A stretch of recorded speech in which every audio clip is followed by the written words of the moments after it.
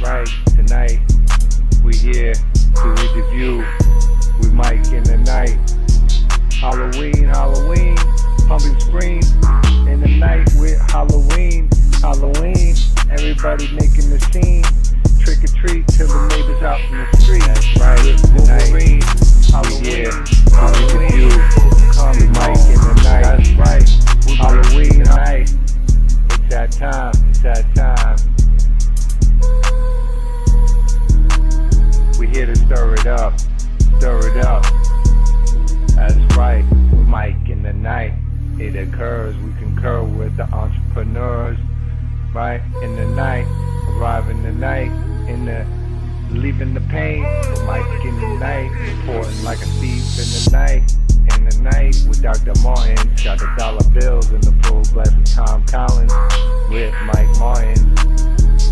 Staying like you never heard it before. I'm forgiving them once more with the ill minutes, hearing them all the time. Getting new religion, she was listening all the time. Layla, hey ya, how you doing? We over here stirring up with Mike in the night. It occurs, concur with Mike the entrepreneurs, and then live in the night, arriving the night, relieving the night with the ill reports on the thieves in the night. Tonight with Dr. Martin, drinking the Tom Collins, live with Mike Martins. Live, you don't understand. Tonight is gonna be lit. We're live in the pain with Mike in the night. Reporting like a thief, coming in the night. Tom Collins, drinking them up. Live with Mike Martins. In a world never seen before, like once. Live with Mike Martins. Mega, we here, you made it. Glad you're here. Trick or treat. Tonight's Halloween. Neighbors coming to fight.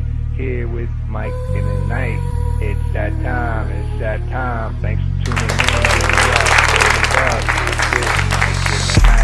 It occurred. We concurring on once more with Mike and arriving tonight. We gonna be ill here. We ain't got no COVID in the live stream. We're reporting it ain't nothing new. We always on the scene. Here with Mike Martin. The live channel all the time. That's right. Here, giving the trick or treats all the time. Stir it up. Live. See you next time. Today is Monday, the 15th of September, 2025. And welcome to episode 619 of Mike in the Night. We are on season, let me just double check here the season we're on. We're on season 33, episode 2. Season 33, episode 2, episode 619.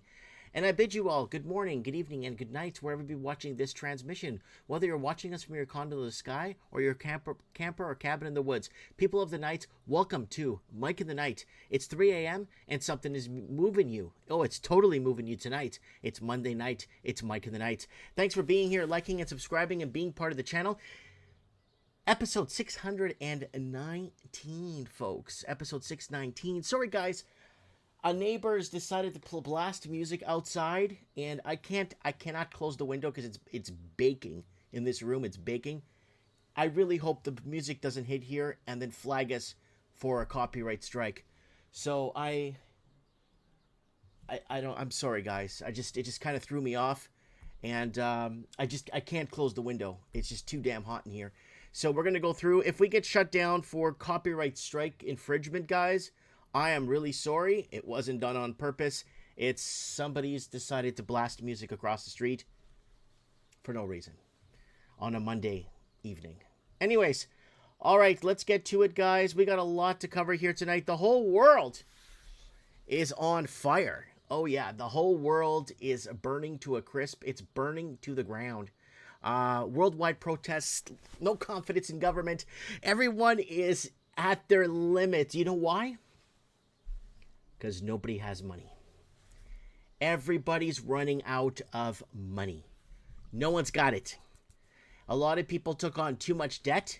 A lot of people took on and we warned you guys, calculate your TDS. What's your total debt service ratio? How much you borrowing? Why are you borrowing this? Do you need this? Now, people are paying the price. And that's where we're at now, folks. And that's where we're headed now, folks. Because people owe too much money. Disposable income is going to be a thing of the past. The disposable income that you extra, couple of bucks here for, for some extra clothes, a couple of bucks here for a movie, a couple of bucks here for that pizza, a couple of bucks here for something and something, then something. And you know what? It's not gonna fly anymore. People are going to be holding on to their money. Gold and silver skyrocketing. We're going to be covering that tonight's show. We're going to be covering the worldwide protests, like we told you guys. They're going to go back to the year of the protest. We're off by a whole year, but we're going back to the year of the protest. And it's going to be vicious because people have had enough. There's really nothing more to say. People have had enough. All right, let me take these damn things off so I can see you guys a little bit better here. Just wanted to put my glasses on here for the intro of Mike in the Night.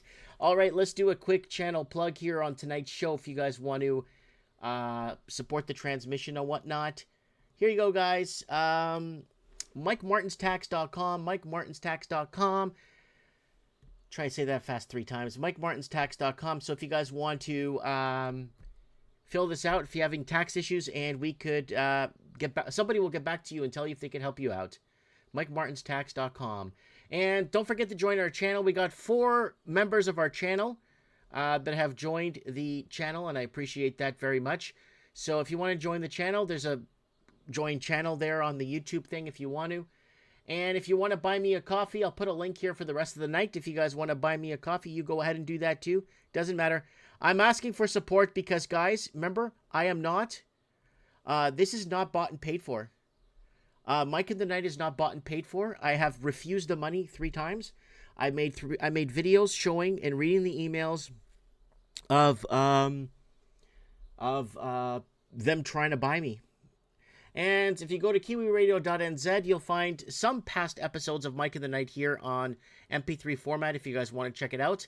And if you go to mikeinthenight.org, that will take you to a big playlist of Mike in the Night episodes. If you want to binge watch a little bit of Mike in the Night, watch something older from 2020, 2017, whatever.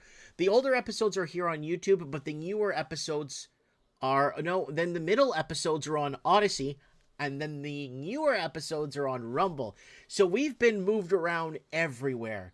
We could never establish a platform anywhere. We have 21 YouTube suspensions, and there are things that we still can't talk about on YouTube that others are allowed to speak of. Others could speak of it, but we can't here.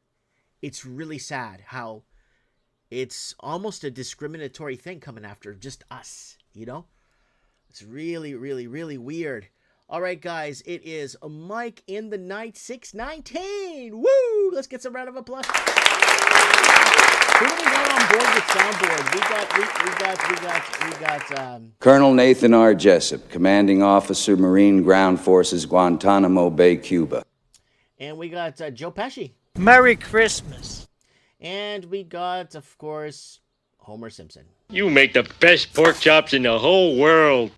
All right, we got Bull's Nuts in the house, Australia on board.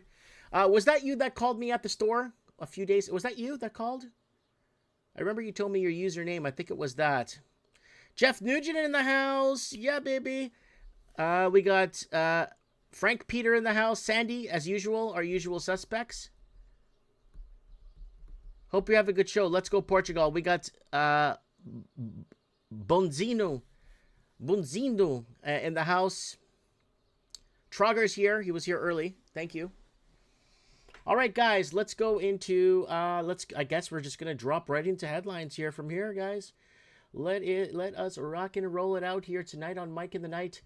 All right, so we are getting let me just set this up properly here for you guys. All right, boom, boom, boom. All right, guys, so we are headed towards the world is protesting, and this is something we in 2019, we were already covering the worldwide protests. The videos are up. It's Mike in the Night 220, I think it was, where the whole planet was protesting back in 2019. No confidence in government. We should open a side-by-side video here for you guys to show you guys. It's pretty much the same thing that was happening back in 2019. This is coming out of France.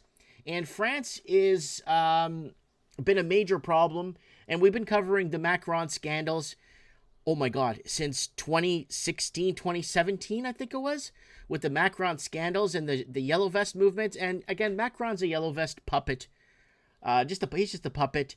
He's placed there to basically follow orders. And that's why France is in this turmoil.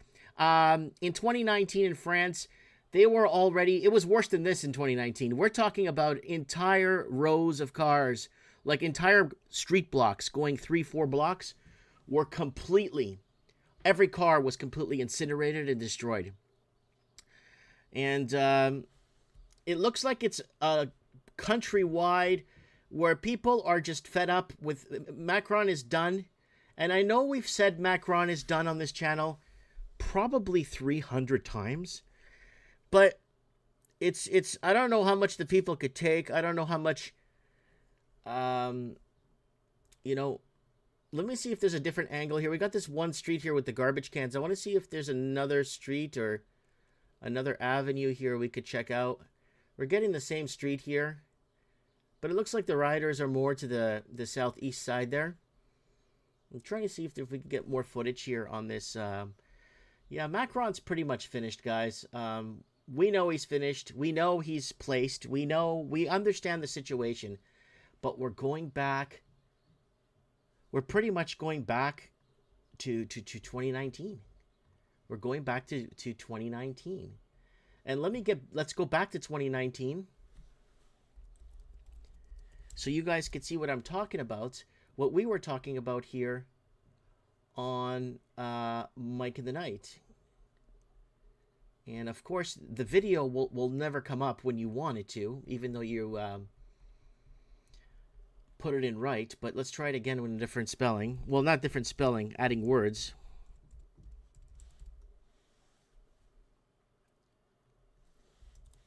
And let's see if it comes up.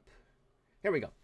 So the episode's right here, guys. Worldwide riots. Mike in the Night, episode 228. They will pull the trigger on a pandemic. Worldwide riots as the world burns. This was back in 2019, before they pulled the trigger on a pandemic. And the whole world was protesting then, too. This was, let me get you the exact date this was streamed. Streamed on October 19th, 2019. And it was all over the place. It was Argentina. It was Chile. It was Brazil. It was Libya. It was Hong Kong. It was France. It was Germany. It was Poland. Like, everywhere had no confidence in government. There's Hong Kong right there in protest. Everywhere was in protest. Look at this, folks. Everywhere was in protest back in 2019. We're covering it here. We're covering it intensely here. Intensely covering these 2019 protests. And we told you the only way they could settle this or fix this problem and keep the citizens in check is by pulling the trigger on a pandemic. And they pulled the trigger on a pandemic, and they did it. They did it as we told you guys, exactly like we told you, and there it is right there. And here we go. Thousands gather in as Tommy Robinson, huge protest in central London turns violent. So, of course, the media is always going to play it as violence. Yeah, when you get 1.5 million people together, you're going to have some violent scrimmages. It always happens. In peaceful or non-peaceful or whatever, there's always going to be problems when you have 1.5 million people. So I was getting news headlines over from Brazil, from Portuguese America. I was watching the news in Portuguese, and they were saying a total of 12,000 hooligans. They call them hooligans in Portuguese. 12,000 hooligans hit the streets in London to start problems or start fights against government, whatever. So Brazil was reporting. Then I got the news from, where was it? Hold on. The news out of, it was Brazil. Then I saw the news out of, was it Egypt? I can't remember where, but I saw it was an Arabic country, and they were basically labeling this as a hostile takeover of London, and their estimates were 20,000 people hit the roads, but there was 1.5 million people in London over this weekend. And one thing that really kind of gives me a bad taste in my mouth is Elon Musk. And now on this channel, you know why they call me Clickbait Boy, right? Because a year ago, or a year and change ago, I was letting everyone know that Elon Musk is going to be more dangerous than Elon Musk was going to become more dangerous than Bill Gates. And I told you guys that there's going to be a falling out between Elon Musk and Donald Trump. And when I said that, everyone called me clickbait boy. I got 1.5 million views on a Facebook video I made a year and a half ago. Guys, there's going to be a falling out between Musk and Trump. Watch. And everyone kept calling me clickbait. Who is this guy? Hey, clickbait boy, more clickbait for us today. And there was a falling out. I'm telling you about this Elon Musk guy. This guy was a Democrat his whole life. He got his funding, his tax money, his government funding, his federal funding, his state funding for his projects. He kept his mouth shut. He didn't say a damn thing for 10 years. Pendulum swings back, jumps on the Trump train. Free Tommy Robinson, do this, do that, let's do that, take these flags out of the classrooms, this, that. Like, whoa, whoa, whoa. You should have said something 10 years ago. A lot of people were saying things 10 years ago. We were getting shut down and canceled and nobody was backing us up. And now all of a sudden Elon Musk got the money he needed, built the business, then opened his mouth once he got the money and flipped sides. So you got to be really careful. And I told you guys, Elon Musk is going to become one of the most dangerous people on the planet, more dangerous than Bill Gates. Now, you have some belief in me because I told you there was going to be a falling out between them two a 1.5 years ago. And everyone was like, hey, clickbait boy, what's next? A man named Mark Carney is coming to Canada, and he's going to be your next prime minister. Click, click, click, click. He was a banking minister. Unsub. You don't know. You don't do your research. Unsub. And here we are today, folks. Just like we said here on Mike in the Night. That's what we call ourselves next week's, maybe 10 years from now, news today. So here are the streets here in London, and all weekend long. And I love it how the news likes to explain this as 75 people today took to the streets. The one in Brazil was the funny.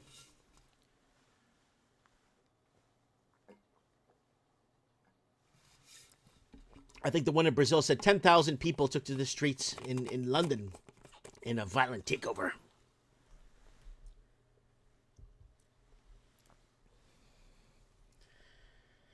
So there it is right there, folks. Just wanted to share that with you so you guys could see on the ground what's happening as the world is going into protest again. We're going back to here, folks.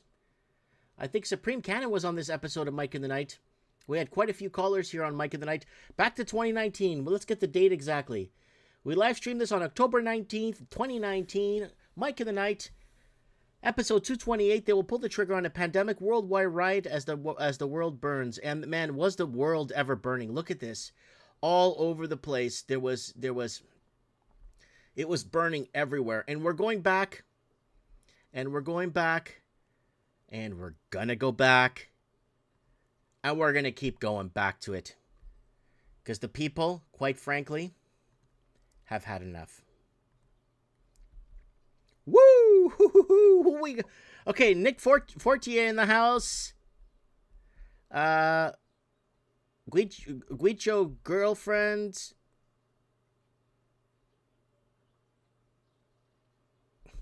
Yeah, Guicho's got a good point there. Don't you hate being right all the time? I've been doing it for 40 years and it hasn't been fun. Yeah, especially when no one listens to you and you've been trying to say it, even on social media. You know. Woo! Jason Leonardo's in the house. And, yeah, we got Ricky Spanish in the house. Guys, the intro song was written, produced, and made by Ricky Spanish himself. The Mike in the Night intro song that you guys heard. And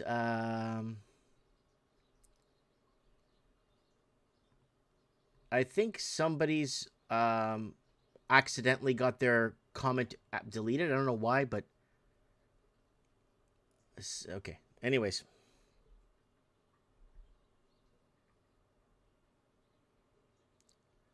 Yeah. Trust the science, says WT. Yeah, trust. Yeah. Remember that idiot Al Gore? Oh, Florida's going to be underwater by 2012. Everybody became a climate expert. The mechanic was a climate expert. The mechanic that works on the motor was a climate expert. That's where we are. So, all right, let's move on, guys. It's time to move it on here a little bit. Guys, we do not need to do a crowdfunding thingy for my computer. I managed to get the computer working properly. So we're okay for our computer for another year or two here at the house. But what happened was the computer at the store did an update at the store on Tuesday or Wednesday, and the computer took a dump. I can't get the computer at the store to work anymore. So the computer at the store doesn't work now. So I ordered one in. I had to get a computer for the store because I needed to run and process my not my debits, but my sales and my POS and all my stuff. What a nightmare. What an absolute nightmare. So the computer's here in a box. I'm going to take it over to the store later tonight and set it up. So I ended up losing one computer. I can't lose a second computer. Right? I've been so shadow banned. It's so hard to... So we got K-Pax from Toronto, Ontario. Jeff Nugent. And we got Ricky Spanish. Oh my God. We don't have the Ricky Spanish soundbite. Guys, I apologize in advance. I've had that Ricky Spanish soundbite for so many years. So many years here on Mike in the Night. And for so many years, I've had that Ricky Spanish soundbite here. And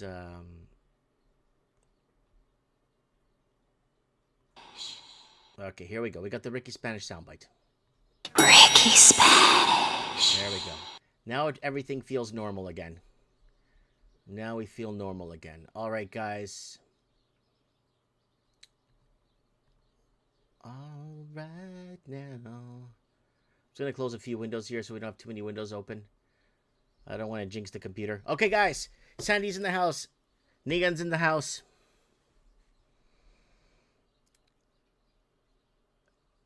Shit Wrangler's in the house. Jeff Nugent. All glory to Yahweh in the house. Good, good, good, good. All right, we're going to get Supreme Canon on the show in a few here. I'll just...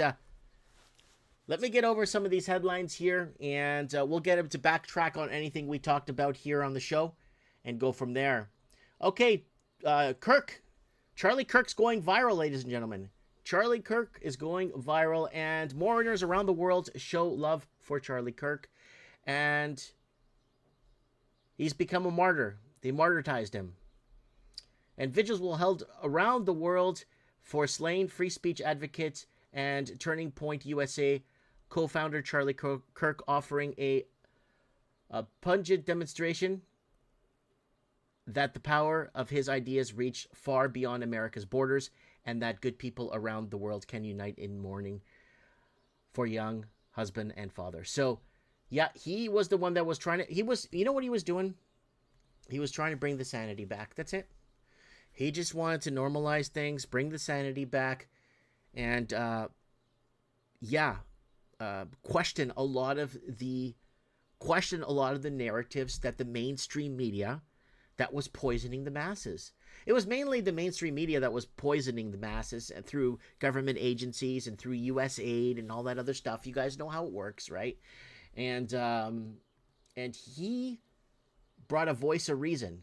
Like if I got into a duel match or I needed someone to help me in a debate, to be by my side, I would get Supreme Canon to help me, right? Supreme Canon would be like my Charlie Kirk. Supreme Canon would be my support, my wingman, right? Okay, unraveling the web of deception, Charlie Kirk's assassin and the FBI's false flag. And like they say, never let a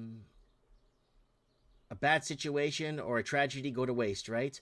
Official narrative collapses. Authorities arrested Tyler as the alleged shooter, but the story lacks visual evidence, bullet recovery, and credible logistics, raising suspicion of cover-up or staged event.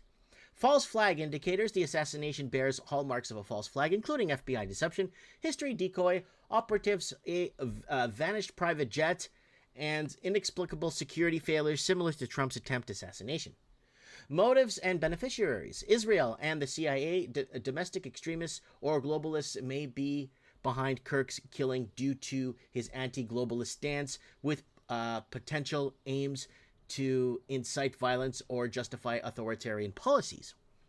Orchestrated chaos. The event fits the pattern of destabilization, media manipulation, eroding public trust, and AI-driven job loss to pave the way for doctrination solutions like martial law or digital ID mandates. Demand transparency. The inconsistencies demand independent investigation. America must reject official narratives, prepare for deeper conspiracies, and resist complacency in the face of escalating tyranny. And the official narrative crumbles under scrutiny. A patsy or a real shooter. No visual evidence. Impossible logistics. No recovered bullets. Destroyed crime scene. And false flag hallmarks, government deception, decoys and misdirection, private jet anomalies. I want to read this one. A private jet linked to the event mysteriously disappeared from the public tracking systems, raising questions about the elite involvement. And security failures. And despite heightened tensions, Kirk's security detail failed to detect or naturalize the threat, reminiscent to the Secret Service's inexplicable lapses during the Trump assassination attempt. Who benefits? While Israel, a nation infamous for assassination programs, remains a prime suspect due to Kirk's criticism of Israeli policies, other possibility looms. The CIA or deep state, domestic left-wing extremists, fabricated crisis. So if you want to read the full and entire article, you could go over to naturalnews.com. Natural News, and this was written by Finn Hartley. So you can check this out. Finn Hartley over at Natural News. And it's a conspiracy. Check it out, guys, and see what you guys think. And top German football club to question player over sympathy for Charlie Kirk, says media. So Borussia Dortmund's midfielder Felix Nemecha has drawn criticism on social media for expressing his condolences to the murdered activist family. German footballer giant Borussia Dortmund will internally review the social media activity of its midfielder Felix Nemec after he caused a stir online by expressing his sorrow over the murder of an American conservative activist, Charlie Kirk. Several local outlets have reported. So, wow, you can't make this up. You want to say, hey, man, sorry for, your wife, your kids are going to suffer with this one. Rest in peace with God. Or he said, rest in peace with Jesus. Or rest in peace with the Lord. He said in his rest in peace with the Lord. Wow. Scrutinized and getting his background checked on social media for his post. For a guy that wants to bring the sanity back, for a guy that's questioning the narrative, for a guy that wasn't afraid, for a guy that put his life on the line.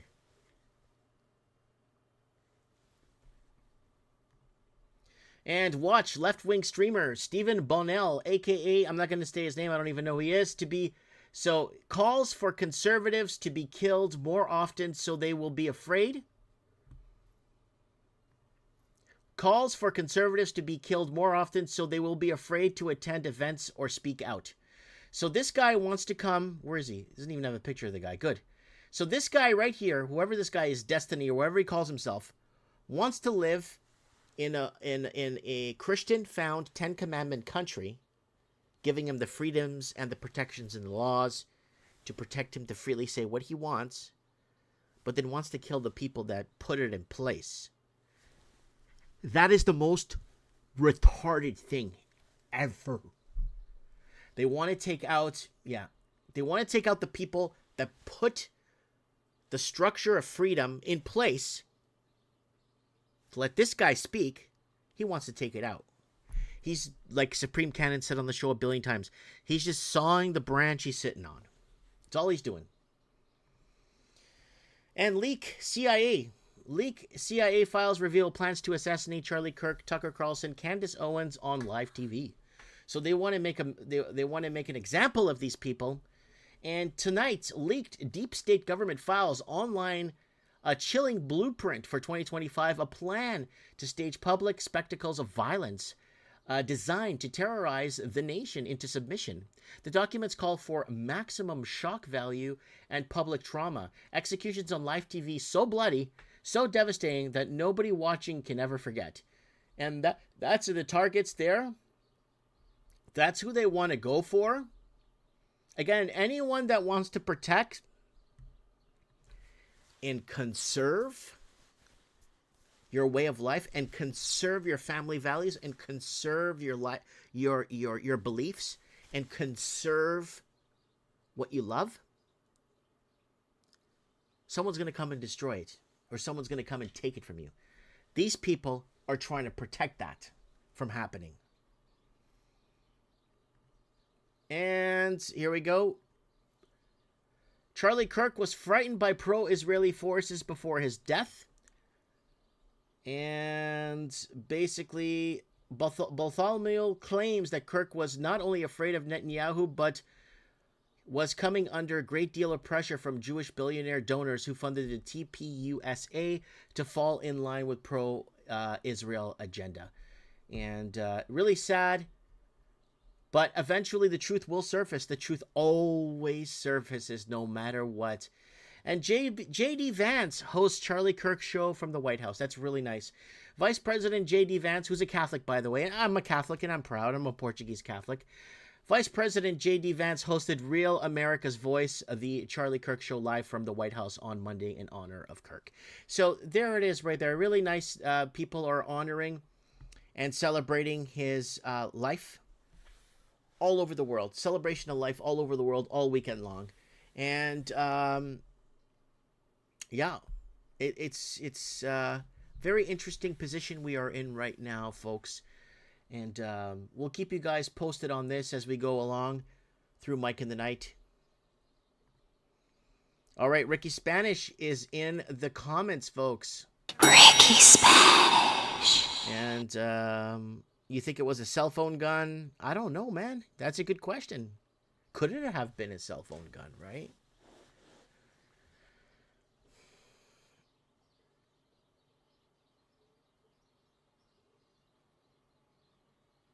Okay. How many Freemasons lodges are there? No, there's not one across the street from my store.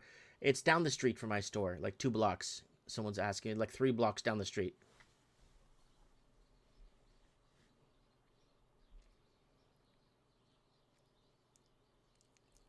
Cell phone gun. No, I don't know if it's a cell phone gun. All right, let's keep moving on here.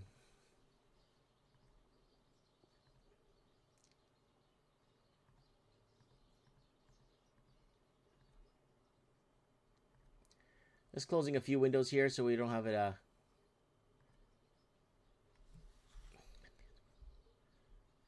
Okay, guys.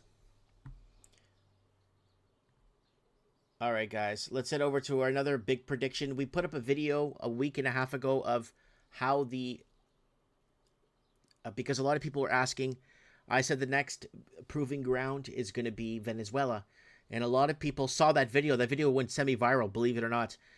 And a lot of people now are emailing me and asking, okay, Mike, we got your attention. What's going to happen with Venezuela? So I made a detailed video last week, step by step, how the whole Venezuela thing is going to break down in 9 steps. Detailed steps. No circling. Very detailed 9 steps. The video's up, how the Venezuela war is going to break down in the next 3 to 5 years, or whatever years they're going to need. They're going to need to drag this out. So what do we have here? Venezuela starts preparing for armed struggle. Venezuelan President Nicolas Maduro has warned that if his country is attacked, it will move into phase of active military preemptiveness to defend its national integrity and sovereignty. That was phase 2 of our little flowchart that we got for you guys. On Friday, CNN reported, citing sources, that U.S. President Donald Trump was considering various options for carrying out military strikes against drug cartels in Venezuela, including on Venezuelan soil with a broader goal of weakening Maduro. Now, here's the thing. China brings in more fentanyl or precursor drug, opioid, chemicals into America and Canada than Venezuela would, let's say, in 20 years. Why doesn't America go after those factories in the southern Chinese provinces that we were reported on in 2015 for you guys, showing you guys the maps and how the money was laundered with the fentanyl and how the fentanyl was distributed through the banking systems and how and it ended up in Canadian real estate, in California real estate, in Oregon real estate, in Seattle, Washington real estate. You guys, the Chinese, and they just caught last week's Mike in the Night. Was it last week or the week before? They found 36,000 barrels of fentanyl precursor, opioid precursor coming in from China on a ship. They caught that. That is more lethal and more dangerous than the cocaine that's coming in from Venezuela. I'm not saying cocaine is better, but you could take cocaine for 20, 30 years, and if it's good stuff, no one would know you're on drugs because it's not cut. But that fentanyl garbage that they're bringing in from China, one dose of that, you're dead meat. You're dead. And they're lacing this fentanyl and this precursor garbage that's coming in from China. Why? Again, it's oil. It's all about the oil. It's all about BRICS. It's all about the South American Union. It's all about that, right? So, and the South American Union, the whole South America, the official language is actually Portuguese. I just thought I'd say that because Brazil is so big. It makes up such a big portion, and it's the official language of the South American Union, believe it or not. All right, let's move on.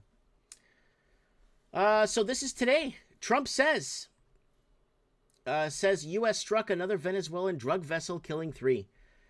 And President Donald Trump announces that the U.S. military has carried out a strike on what he said was a Venezuelan drug cartel vessel that had been on its way to the United States. 3 men were killed in the attack Monday, according to Trump, who said the strikes occurred in international waters. But here's the deal with this again. Nicolas Maduro, I don't think he's behind the whole cocaine. I think the drugs are coming from Venezuela. They could be coming from Colombia through Venezuela to the United States. Hold on. I don't think Nicolas Maduro's behind, okay, let's make some drugs and bring it to America. I really don't think he's doing that. The Chinese government is making the fentanyl and the precursors for the designer drugs supervised in a Chinese province and bringing it over to America and Canada.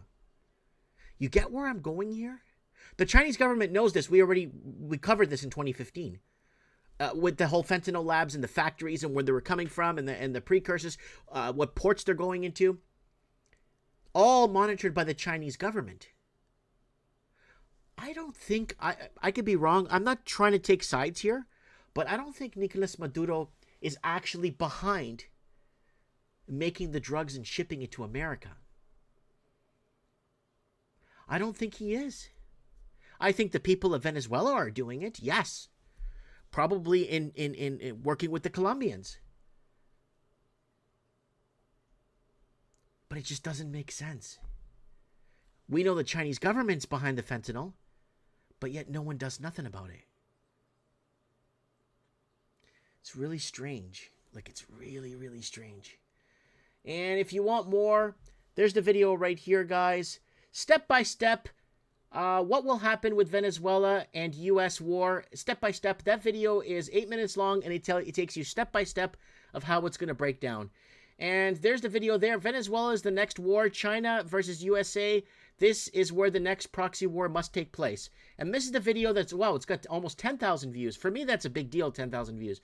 And people are messaging me on this. Okay, you were nobody talked about this. It was just you. Now what? And Venezuela crisis, and then we got crypto oil, Venezuela to go bankrupt. So we got all kinds of stuff there going on. Venezuela's fake president never ran. Yeah, Guaido, 6 years ago. Look, 6 years ago. You guys remember this Guaido guy? President Lula. The guy that never ran for presidency. Here he is. This guy right here was a protester. Right there. That guy never ran for president of Venezuela, but the CIA knocked on his door. There he is, a protester. at one of the protests. They knocked on his door and said, "Congratulations, you're the president of Venezuela." He never ran, wasn't on the posters. He had no idea what was going on. They brought him into Washington, and they told him that it was he won the election. He's like scratching his head and said, I never ran for an election. I wasn't even on the poster. I wasn't even on the ballot." But that's how it works, right? So, guys, don't believe everything you're being told, because there's a hidden agenda and a story behind it all. Why isn't Trump going after the Chinese mainland and going after those factories? Why isn't he going after the factory in Juarez, Mexico, that's owned by Chinese in Mexican territory? Why isn't he going after that factory? Who knows? I'm saying it today. In 2 days, he's going after it. And then I go back and say, "Hey, guys, remember this?" So, all right.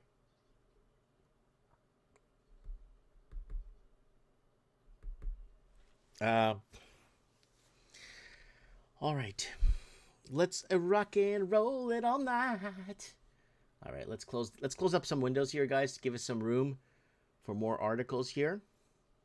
Guys, you are tuned into episode 619 of Mike in the Night. Guys, don't forget to buy me a coffee. There's a link up top if you want to hit the donor box and buy me a coffee. If you want to join the channel, join the channel. Go to the section below the video and where it says join. Join the channel. It's beside the support. Go ahead and join the channel, guys. Hopefully we can get 10 people to join the channel by Christmas. We're at 4 right now, so join the channel. Help me pay this damn internet bill. Help me out, guys, please. I need it. All right, so let's close these Venezuela articles. We don't need them open anymore. And,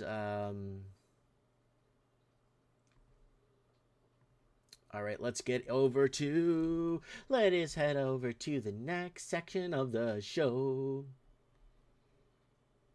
Oh, this is beautiful. Oh, what a great show we have lined up for you guys tonight here on Mike in the Night. What a great show.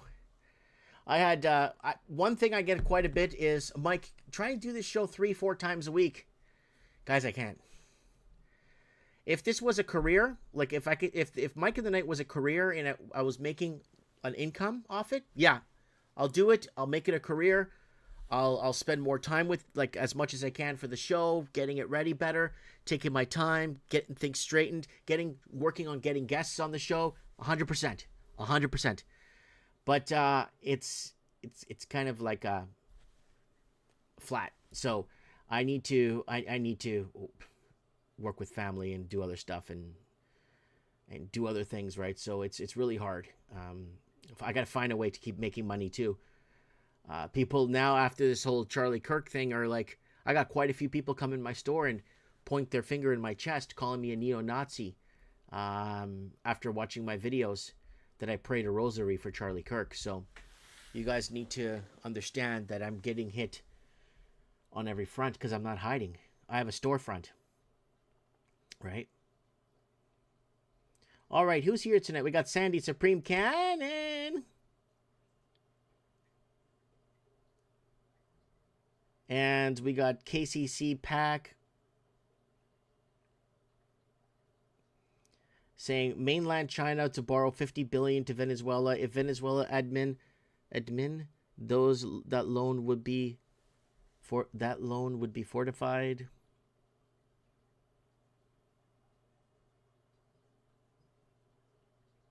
Black Deplorable said it's about stopping Venezuela from invading Guyana and keeping China, Iran, and Russia out of the Western Hemisphere. Exactly. That's what my prediction video said. Was it 863-mile border or 633-mile border, Guyana and Venezuela? Watch out, guys. We're telling you this here. Not Joe Rogan. It's not... we're telling you this here. Guys, hold on. We're getting buffering here. We're getting buffering. Give me a sec. We're getting YouTube buffering on this side here. Not my side. Looks like YouTube is having issues. So let me take a swing of water here.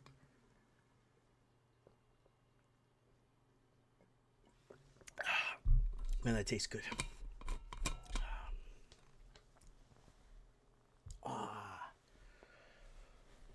Okay.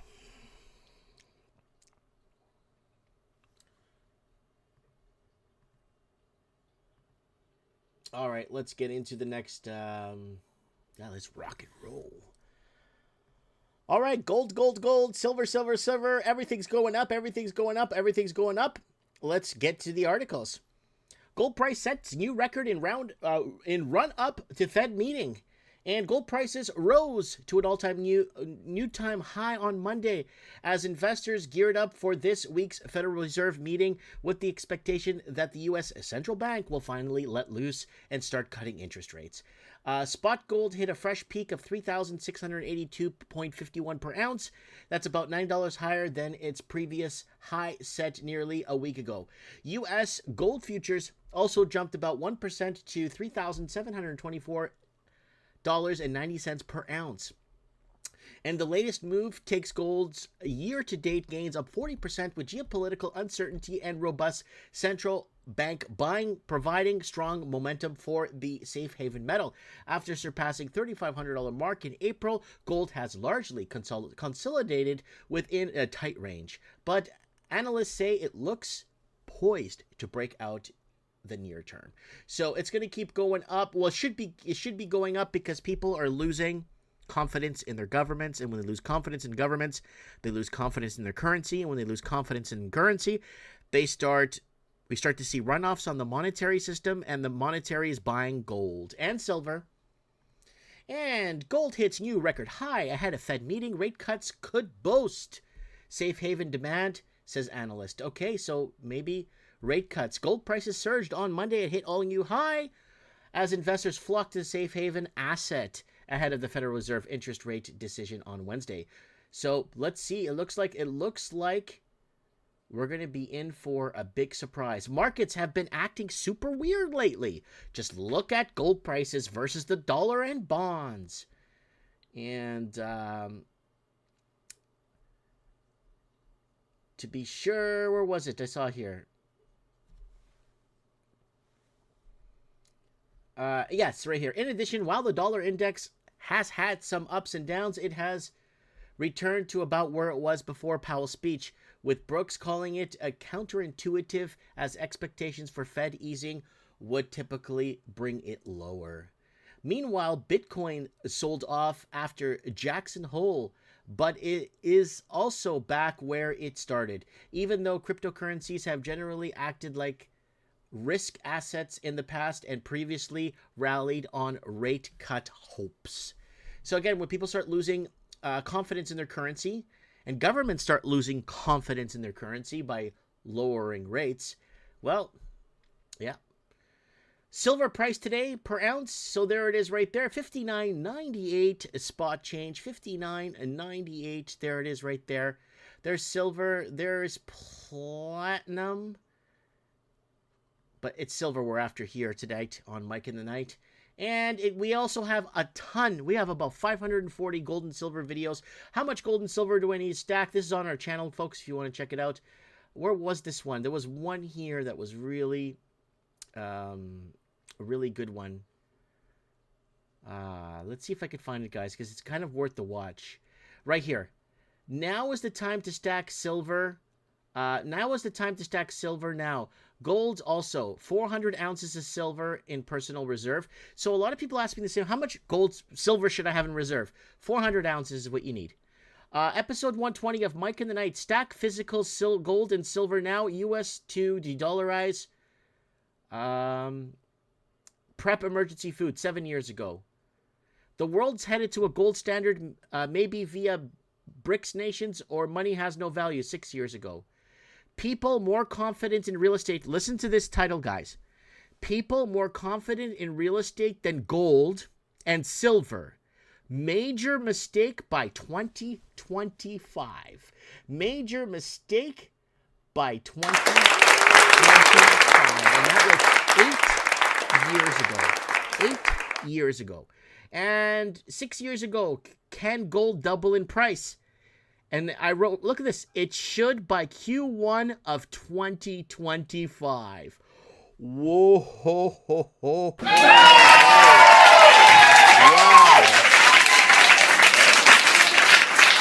Oh, yeah. Oh, yeah.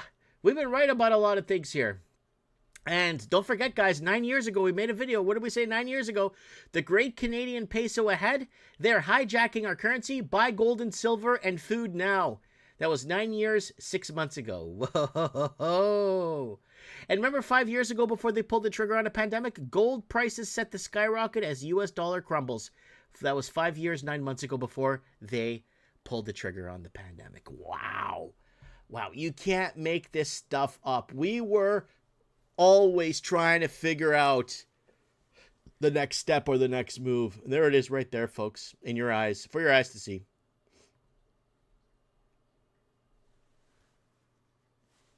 Okay, who else is here tonight?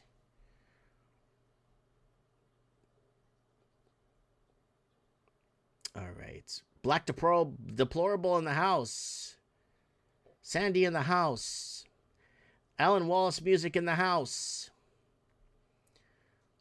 Oh, Dano, artbydano.com, artbydano.net, not your typical art. You check out Dano at the Huntington Beach Pier. All right. Now, this is a kind of important one we need to cover here tonight. I think this is a very important one we need to cover here tonight because it's going to affect... Let me just fix this lighting here. I'm getting a bit of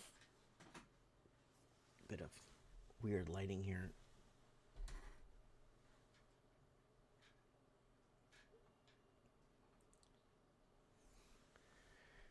Yeah, lighting is in a weird position tonight, guys. I'm really sorry about that. Yeah, it's on this side here.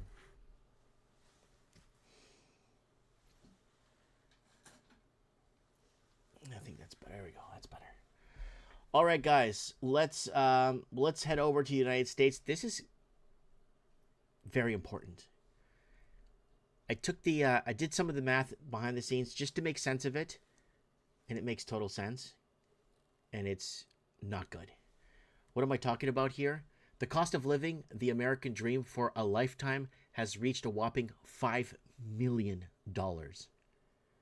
$5 million to live, to have your modest home, a car, maybe a motorcycle, go to school. Wow, $5 million. What in the world has happened to us? When I was growing up, it was assumed that pretty much everyone in my generation would be able to achieve the American dream. But today, most of the U.S. population is not living the American dream, and more people are falling out of the middle class every day.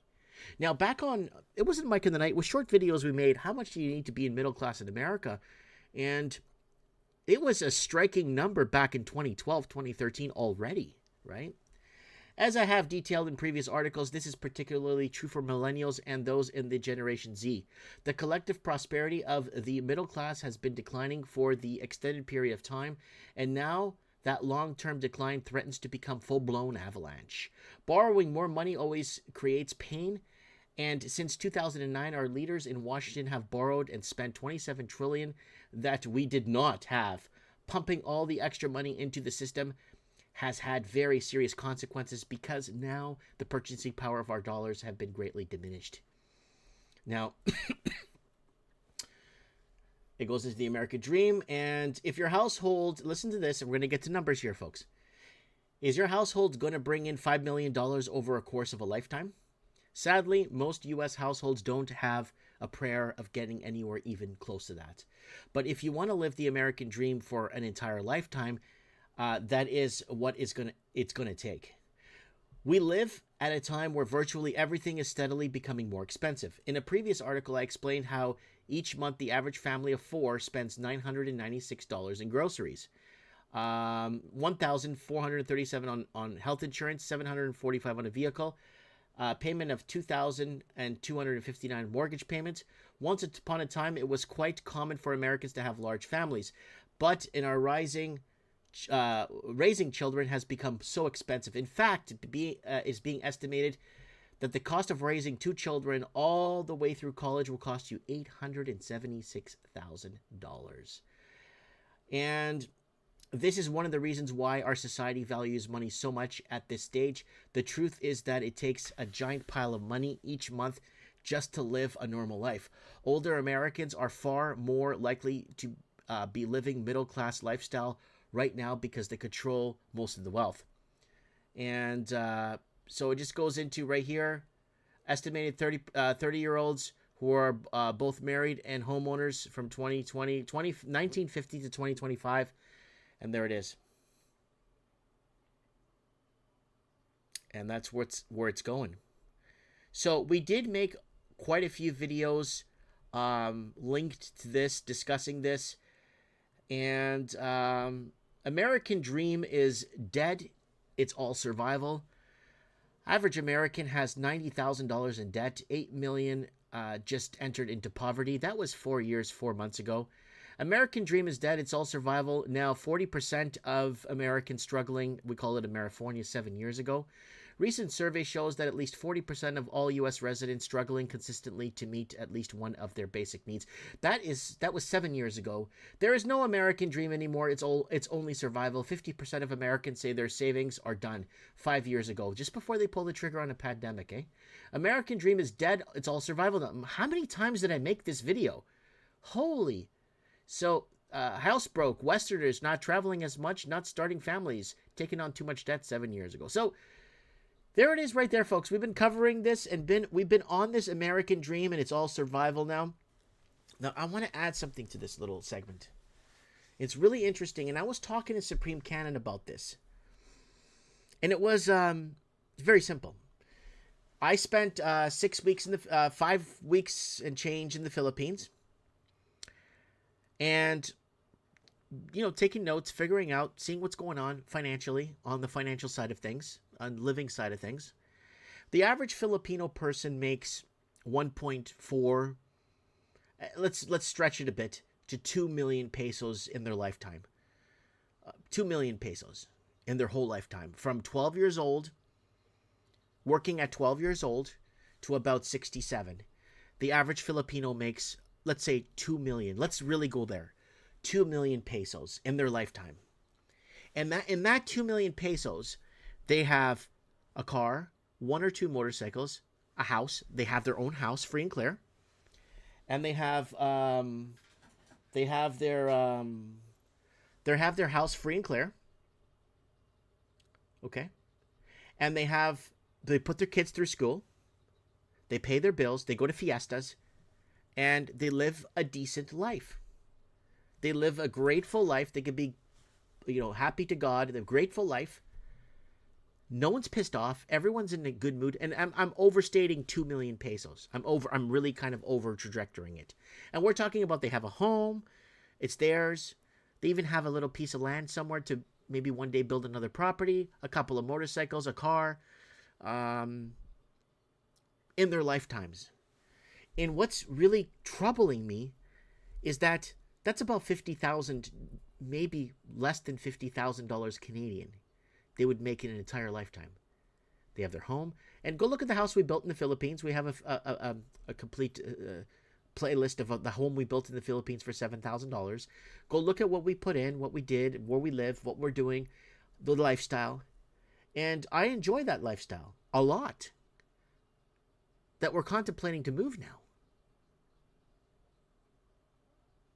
Because we're paying through the nose to be here in the West.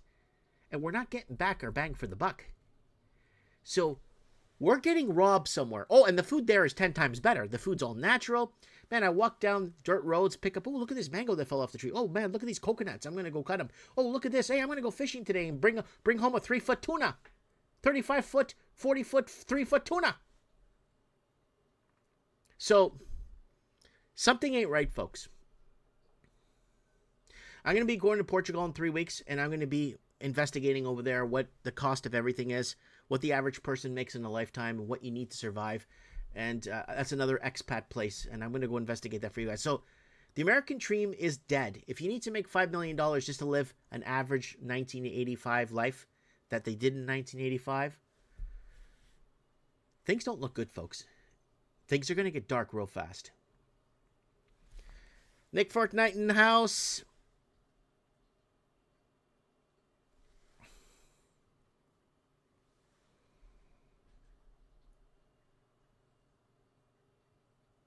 Yeah.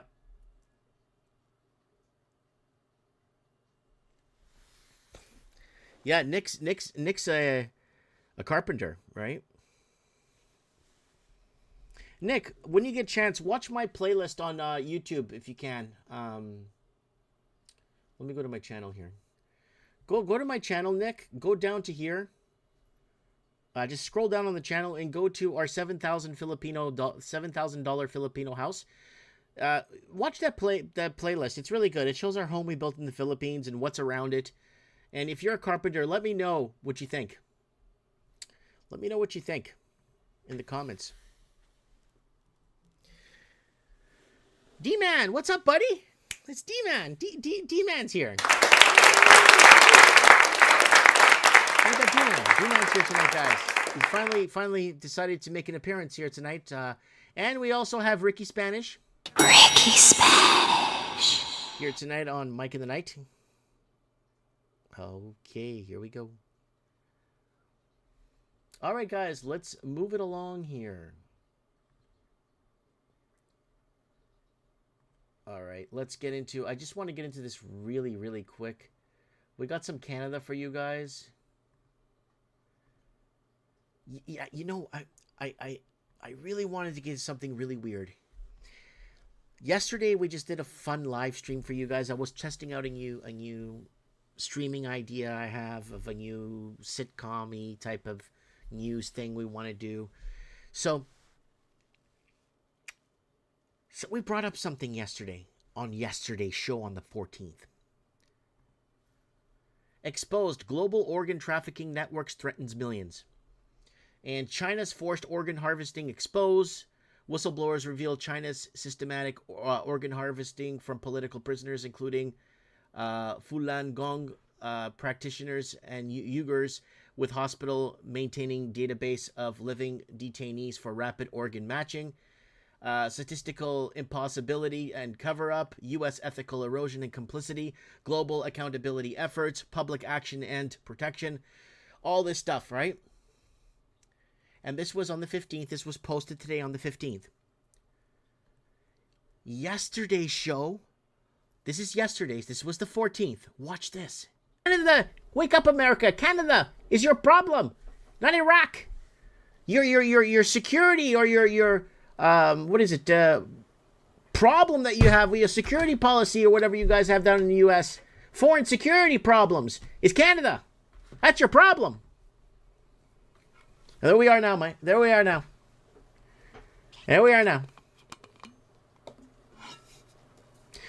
Sheila's saying, Mike, I saw a program in the United States, homeless people going missing. They are being sold. I wonder what's happening I wonder if it's happening in Canada.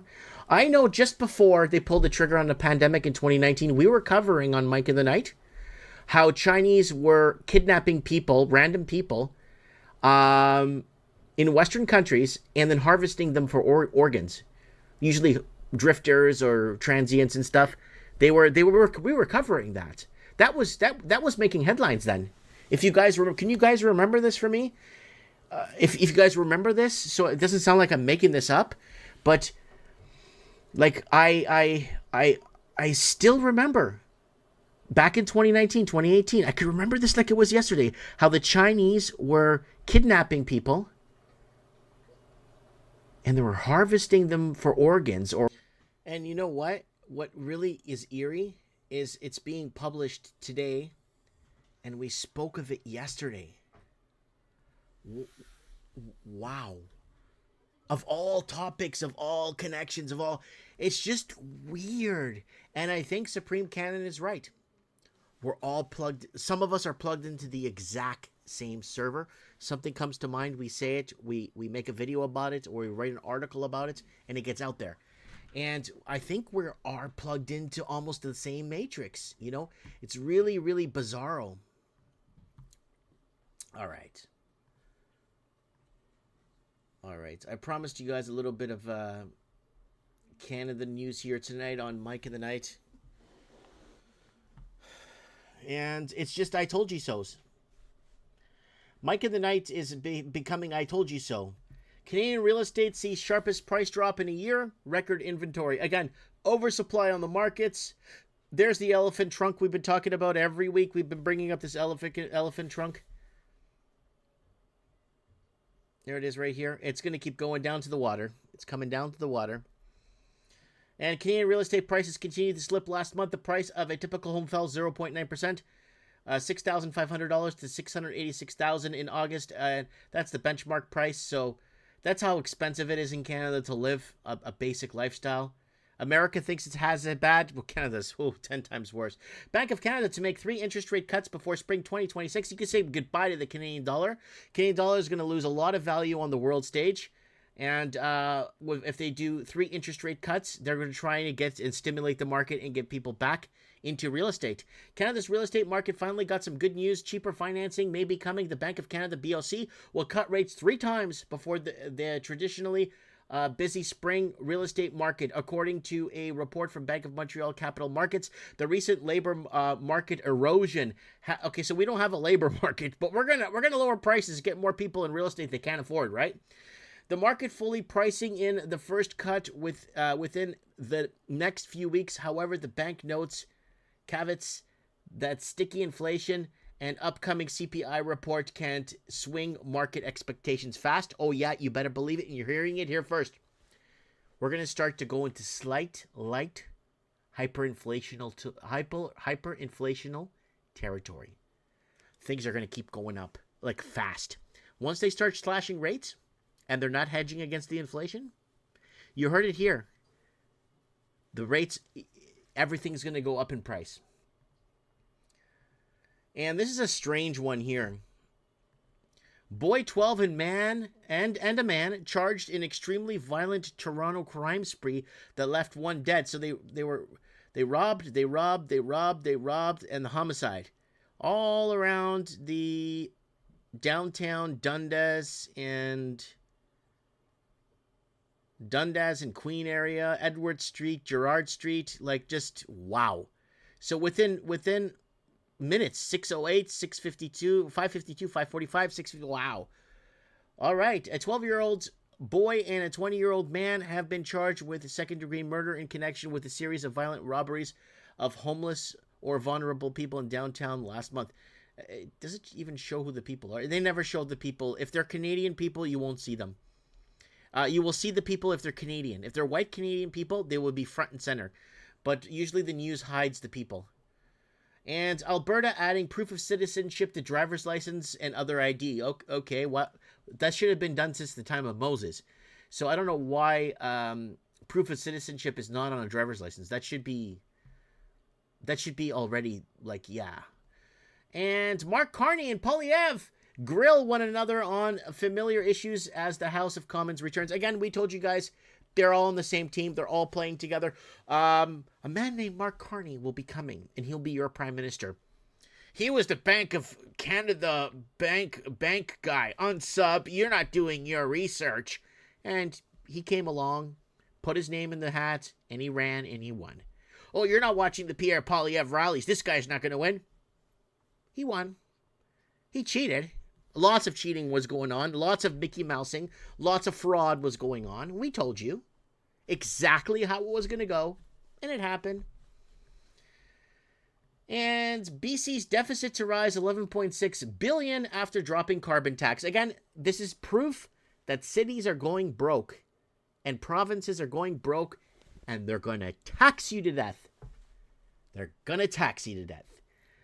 Just like we said. Just like we've been saying. Just like the callers have been saying, just like everyone's been reporting, there we are. And Canada is in deep, hot trouble. Once our currency starts to devalue even further, the price of goods start to go up, interest rates start going down, trying to stimulate the property market. It ain't going to work. It ain't going to work. It's going to get worse. So buckle up, Canadians. You're in for a ride. Alrighty, righty. Now, let's close all these articles. So,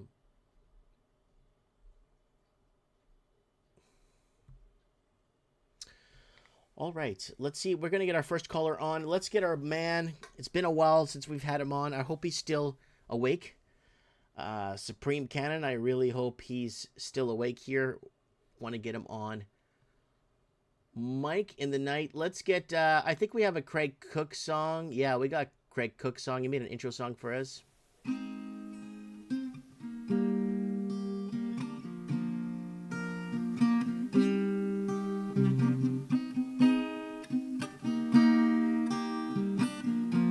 are tuned into Mike in the Night, the voice of the Commonwealth. You only need the light when it's burning low. Only miss the sun when it starts to snow. Only know you love her when you let her go. Only know you've been high when you're feeling low. Only hate the road when you're missing home. Only know you love her when you let her go. And you let her go.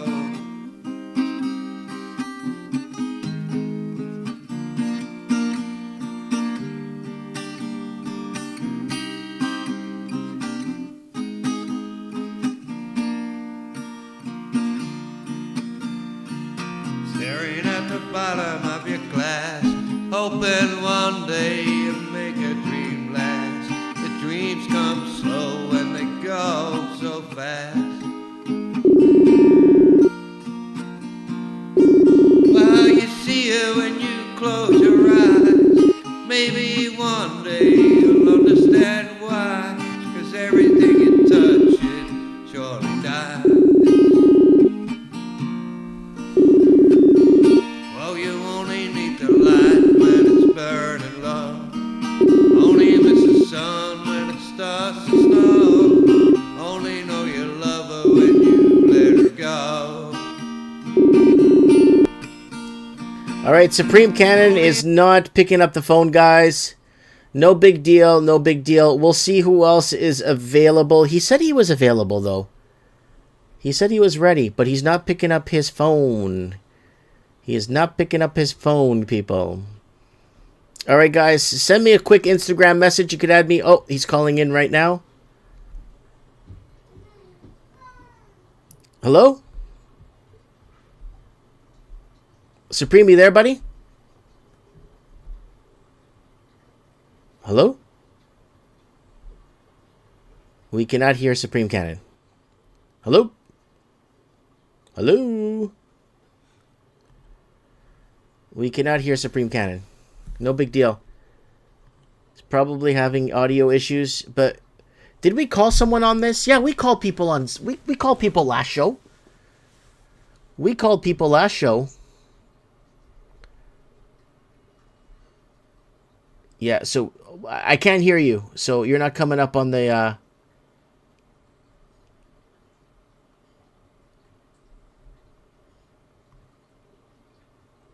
All right, he's calling back in. Hello, Supreme? Hello, Supreme? Yeah, we're not getting Supreme. I can't hear him. No. Oh, I can hear you now. Perfect. Okay, good. All right. What did you have on? What was clicked on so people will know? Oh, it's my my microphone. I think the button, the mute on it. Oh, okay, because I couldn't hear you. So Okay. So we got you now. All right. All right, Supreme Canyon here, guys. Make sure your equipment's Okay, working all right. when you're calling into the show, because it's really hard here on my end running the whole thing and trying to make sure your equipment's working on your end. But it's okay. We got this, right, buddy? Yeah. Yeah, we're all good now, pal. Yeah, no, Instagram has been a bear for me. Sometimes I'm better off just calling you. I answered. I said start call, join call. I gave permission to use my microphone, and you couldn't hear me. So I don't know what the hell's going on. All right. Thanks Zuckerberg for it. Yep. I need to get into. I don't know what the hell's going on, because I got a big one here for tonight, and it's something that hits close to the channel. Okay, are you ready for this one, Supreme? Sure, lay it on me. Macron admitted NATO behind Ukraine conflict. The French president privately said the U.S.-led military bloc instigated the crisis, according to The Economist. French President Emmanuel Macron has privately admitted that NATO is the driving force behind the Ukraine conflict, prominent American economist Jeffrey Sachs said. Macron, along with other Western leaders, has repeatedly claimed that Russia launched its military operation against Ukraine in 2022 without provocation, and has insisted that Moscow is solely responsible for the conflict. However, speaking during a foreign policy debate with the Italian daily Il Fatto del Quotidiano, Sanchez recalled that Macron awarded him the Legion of Honor in May 2022. The French leader privately told him exactly the opposite of what he said publicly and admitted that NATO was causing this war. We were telling you guys, and Supreme, you were on these Mike in the Nights, where they're poking the Russian bear. Russia's going to come in hard. NATO's pushing this. NATO's pushing for hot conflict, military buildups along the Russian Ukraine border. There's going to be conflict there. They're going to go to hot war, blah, blah, blah. Now, Macron, of all people, the puppet of puppets, is now saying the opposite. He's admitting the opposite. Did he just find himself? Did he find Jesus last week? What's going on? I'm quite sure that's not it. I mean, old Angela Merkel, right, once she was safely out of power, was saying the same thing, like the Minsk agreements and all the rest of it. We're trying to, stop the shooting, and they were just basically to buy time to continue to arm Ukraine. I mean, they just say this stuff out loud for 3 years now. Yeah, I mean, provocation is how it works, right? That's how they do their thing. If it isn't false flags, it's provocation. Yeah, poke the bear, poke the bear, poke the bar, and yeah, they're relentless. But a lot of it, I think, is they got bad information. They really thought that Russia was just this rotten edifice. They kicked the door in and it'll come crashing down, and they were terribly wrong about that. So, yeah, they're in it now. They're in it up to their eyebrows. But then you had all these influencers, and we're talking tens of thousands of influencers, putting up Ukraine flags and Ukraine this and Ukraine is doing great and let's support Ukraine. And so many people bought and that's why we kept saying on this channel, even the day that war kicked off, we were live. We were even saying, don't take sides. It's the people in the middle that suffer and the families that are being ripped apart by this that suffer in the end. It was all money laundering too. Excuse me. Yeah, it's I saw a lot of it here. Yeah, I saw blue and yellow flags here. I saw, the magazine rack in the local drugstore had a big picture of Zelensky with the word hope under it. And I'm like, oh my God, this is so cringe. Yep. But you saw the same thing during the bug, right? I mean, it was full court press. All of the media science was on board. Trust the science. Yeah. And they've been demonizing Putin for years. So yeah, this was it. This was their time to do their thing. But I think it was getting this war started, as far as I'm concerned, was their last successful act. Right? I've been maintaining for a couple of years now that the people that we're all talking about, we're so concerned about, they made their move in 2020. They did. They cleared the benches. It was full court press. And they tried to bring in what they've been trying to bring in all along. And it sputtered out. Or it got diverted into other things, right? We'll see as time goes by. Obviously, they're still dangerous, but yeah, no, they're screwed now. And Macron, he was the cause of all these French riots over this last weekend, and he was the cause of the Yellow Vest movement that went on for 64 weeks, and we were covering it here on and off because it was such a long movement. It went for 60 to 64 weeks. With Macron, no confidence in government. And then finally they pulled the trigger on a pandemic, shut everything down. And then we're back. Supreme, you were on that Mike in the Night with me back in 2019 was that October, September, or whatever, 2019. That Mike in the Night, worldwide riots, they're going to pull the trigger on a pandemic. Now, you were on that show with me. Now I'm going to ask you, do you see us heading back to 2019?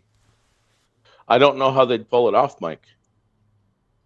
I don't see how they could do that. No, back to the year of the protest, Back to the year of the protest. Well, I mean, people are obviously out on the streets again. There was reportedly hundreds of thousands, maybe up to 2 million in London this past week. Yep. Right? Like, people have had enough.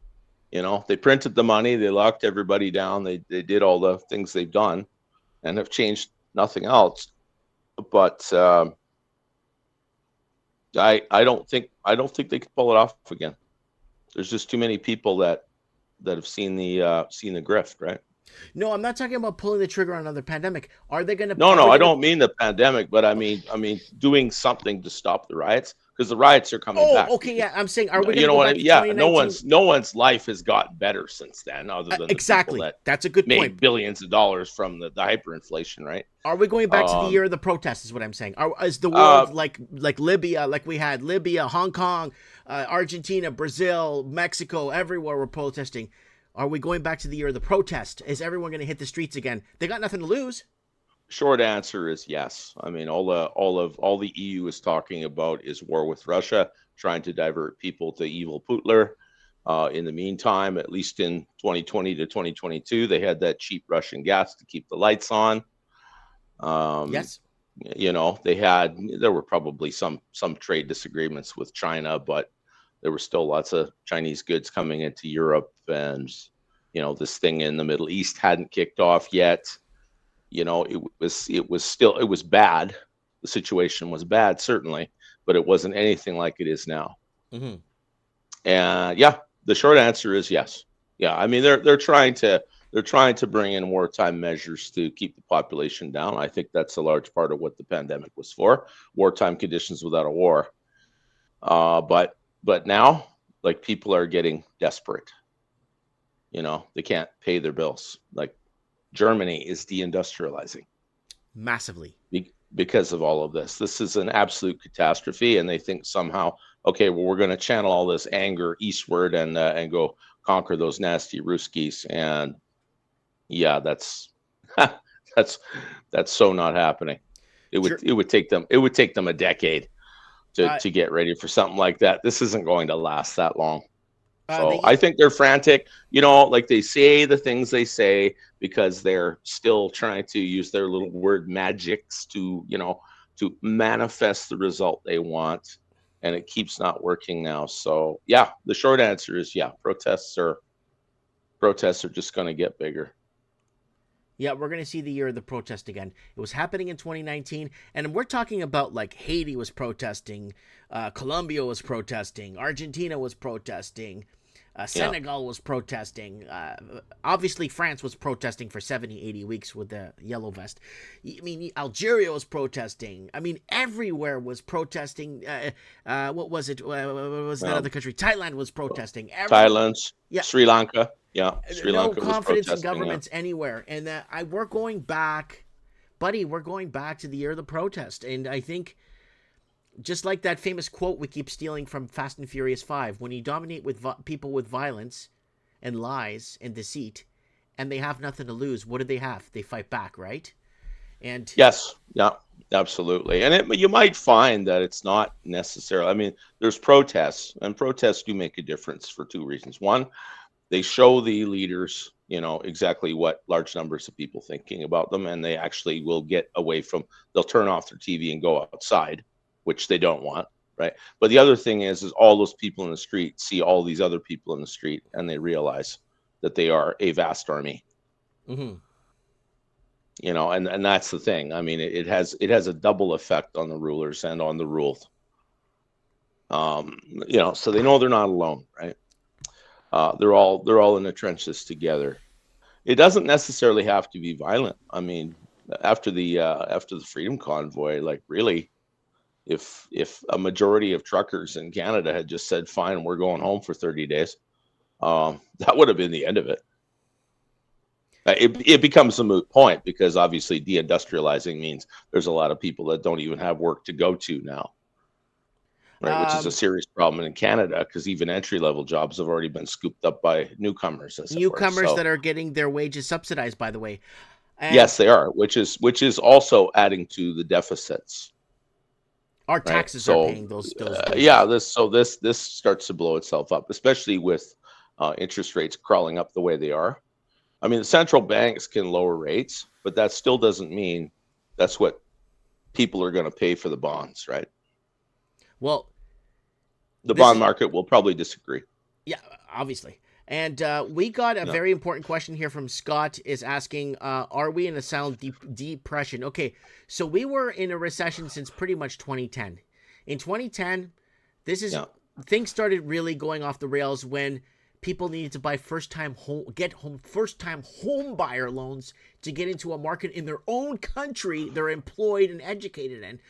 we were already in a recession then, and we've been in a recession since then. And people are buying this wealth that came from HELOCs and mortgages and credit cards and lines of credit is gone.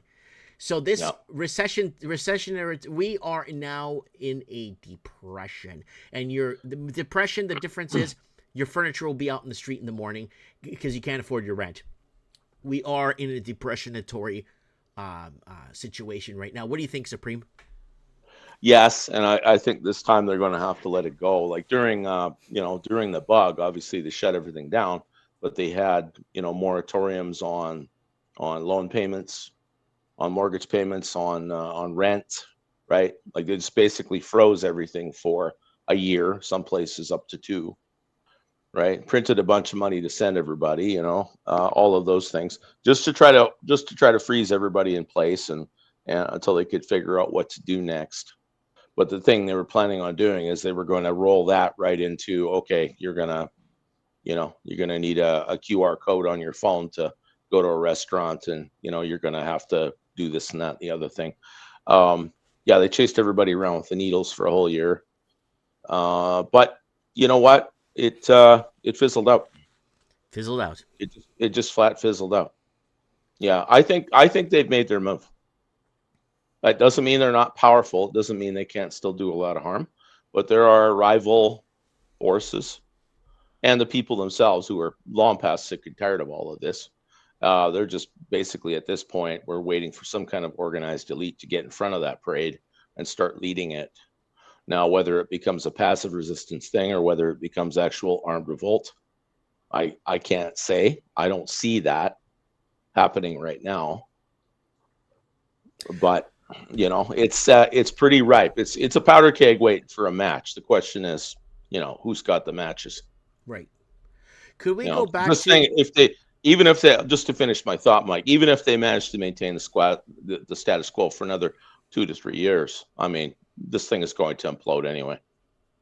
And then all bets are off. Yeah. Exactly. Could we go back to a seed? You planted a seed on the channel 4 or 5 years ago, where you were in the belief, or you were coming up with the assumption that the elites are at this civil war point with each other. They're fighting with each other at the elite level. We don't know of it, but they are fighting at the elite level, and that kind of shows how Macron is trying to change the table or turn the table. They're saying, well, yeah, it's NATO that started this problem with Ukraine and Russia, right?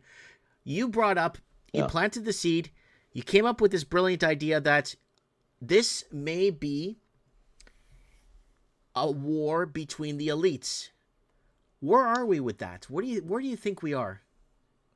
Well, the old powers, the old money powers, the ones that we are so familiar with, right? I mean, they are trying to impose their will on their own people, and it's getting pushback. They tried to impose their will in Central and Eastern Europe, right? You've got Slovakia and Hungary that are resisting them, Serbia, which is resisting them, although they tend to lean towards the EU. And they've kind of become color revolution central so far, but they're veterans of that. They're probably getting help from Russian intelligence to combat it, plus cut off of funding of organizations like USAID. There might be money coming from elsewhere, but there's probably been a couple of bubbles in the airline, if you know what I mean, and it's slowed down their operations and bought some time.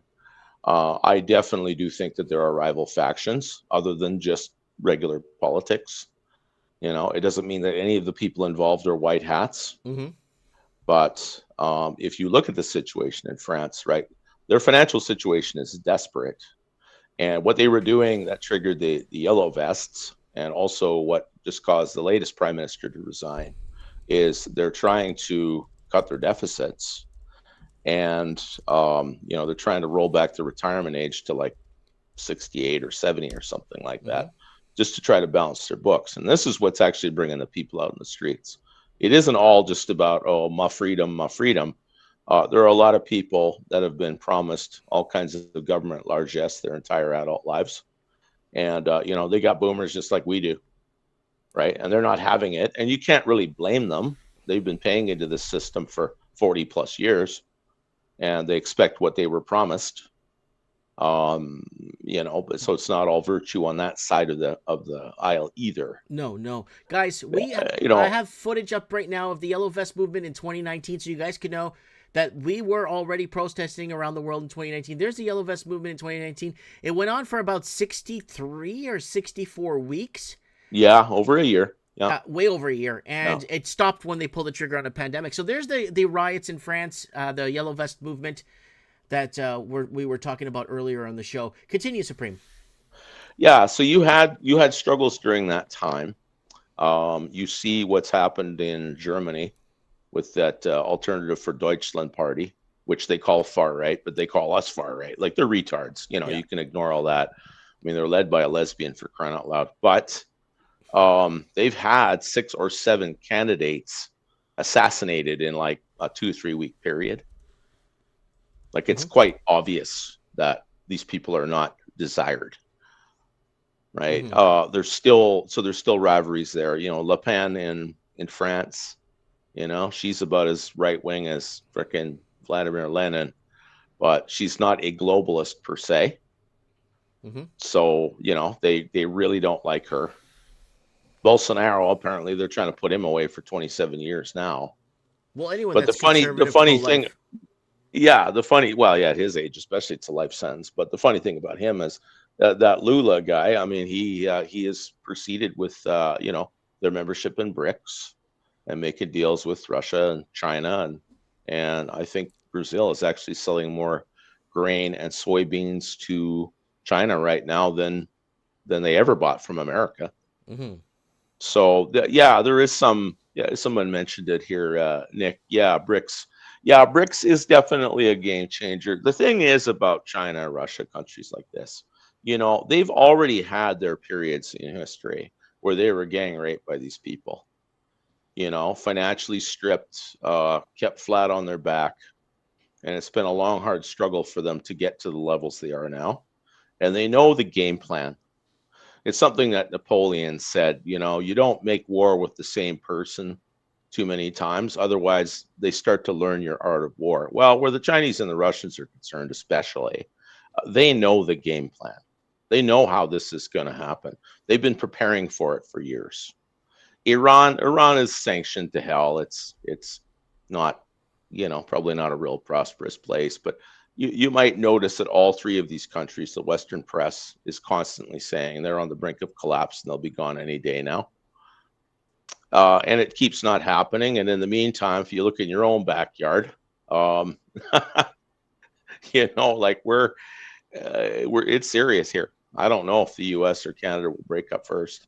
There's always been fracture lines, right? And the idea is to paper them over with federal largesse, but they're getting to the point where $37 trillion in debt. The U.S. can't do that much longer and maintain a welfare state. Nope.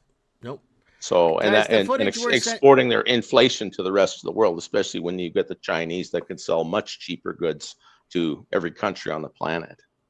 So, this is the thing about tokenization and about, 15-minute cities and all this other stuff they keep saying they're going to do to us, right? They got to offer us something for this.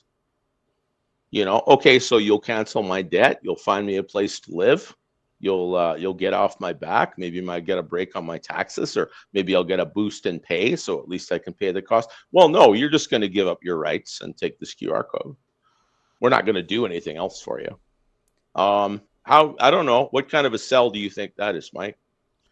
It doesn't seem like a very good sales job to me. No, it's definitely no. No, it's definitely not. Yeah, guys, the footage we're showing you here, people are questioning the footage. This is 2018 Yellow Vest movement in France. Yes. That's how long it was going on for. I wasn't making this up when I said it went 60 some odd weeks.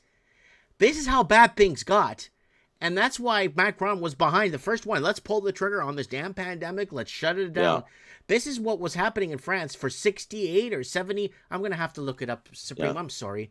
There was multiple advantages to the pandemic. Like, first of all, they were thinking that this would be a tipping point to China's economy.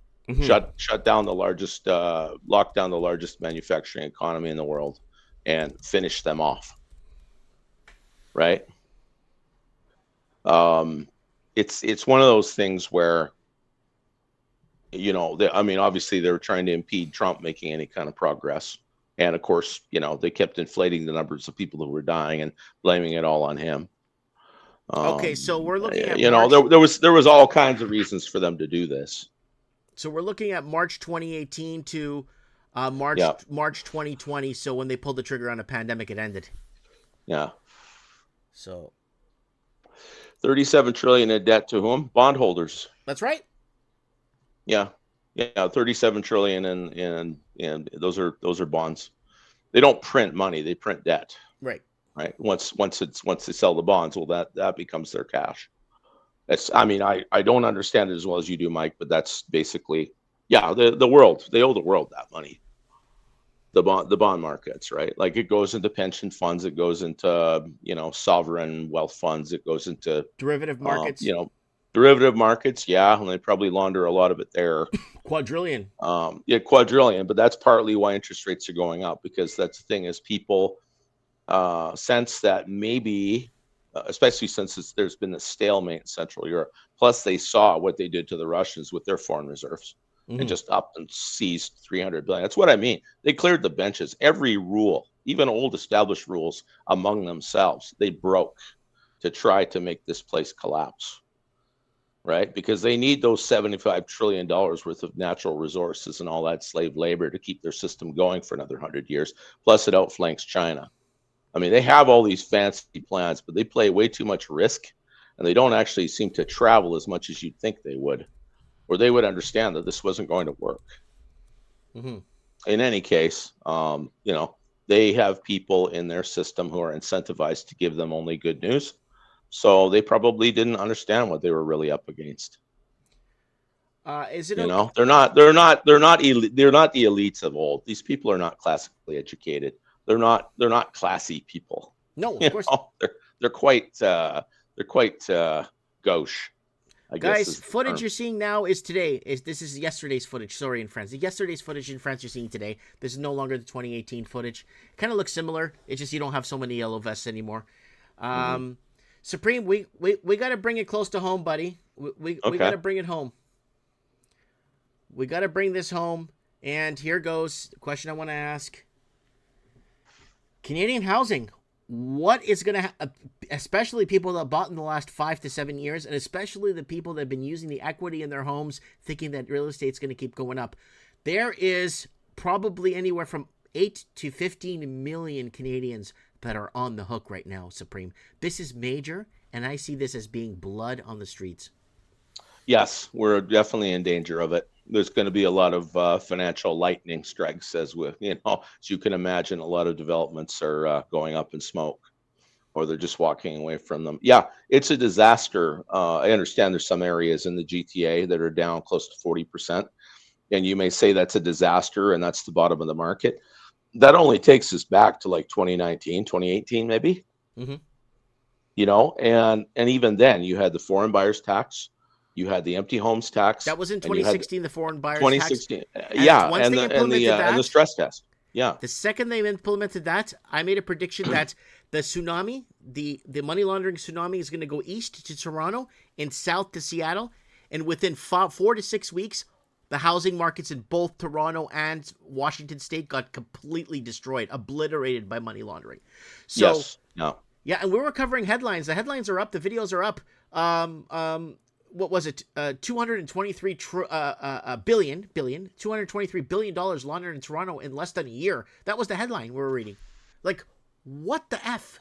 What is, why?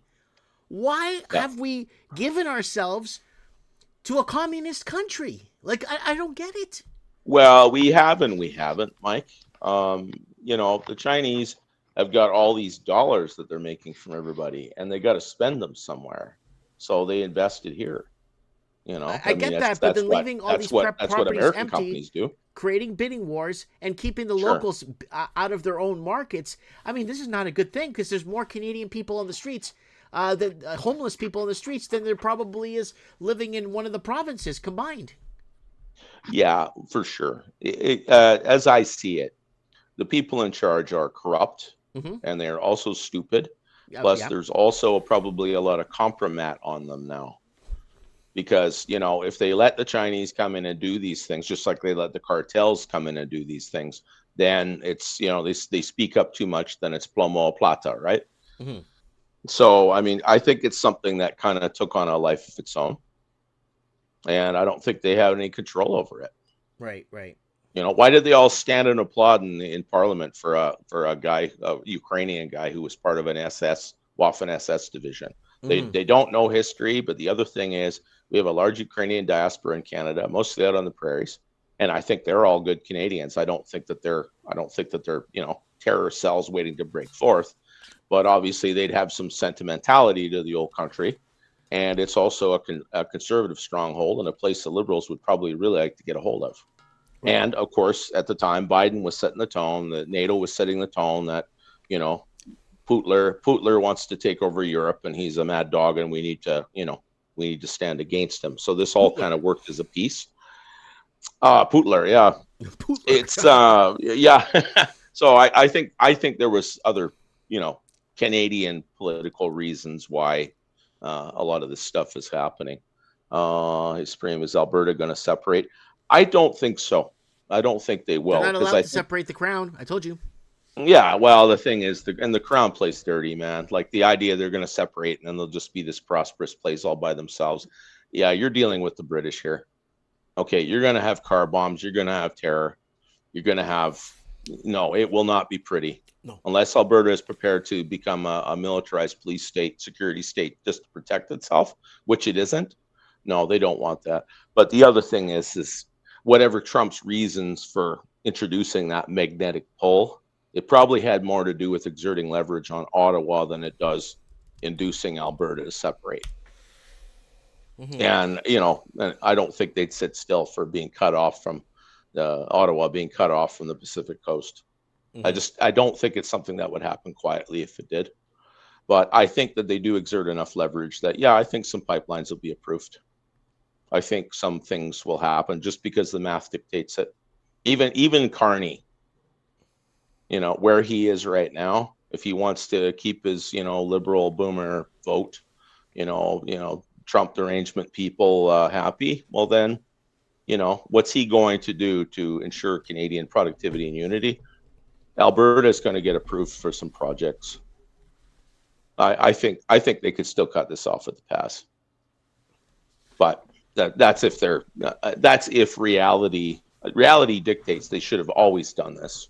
But maybe reality will get stronger. Plus, they need that money because transfer payments plus higher interest rates. So they're going to have to deal with Western Canada. Oh, they have no choice. They'll hold their nose and do it. That's what I think. They have no choice, buddy. Yeah. Doesn't matter right now. I think they're gonna have to play ball for now until they could get some sort of this.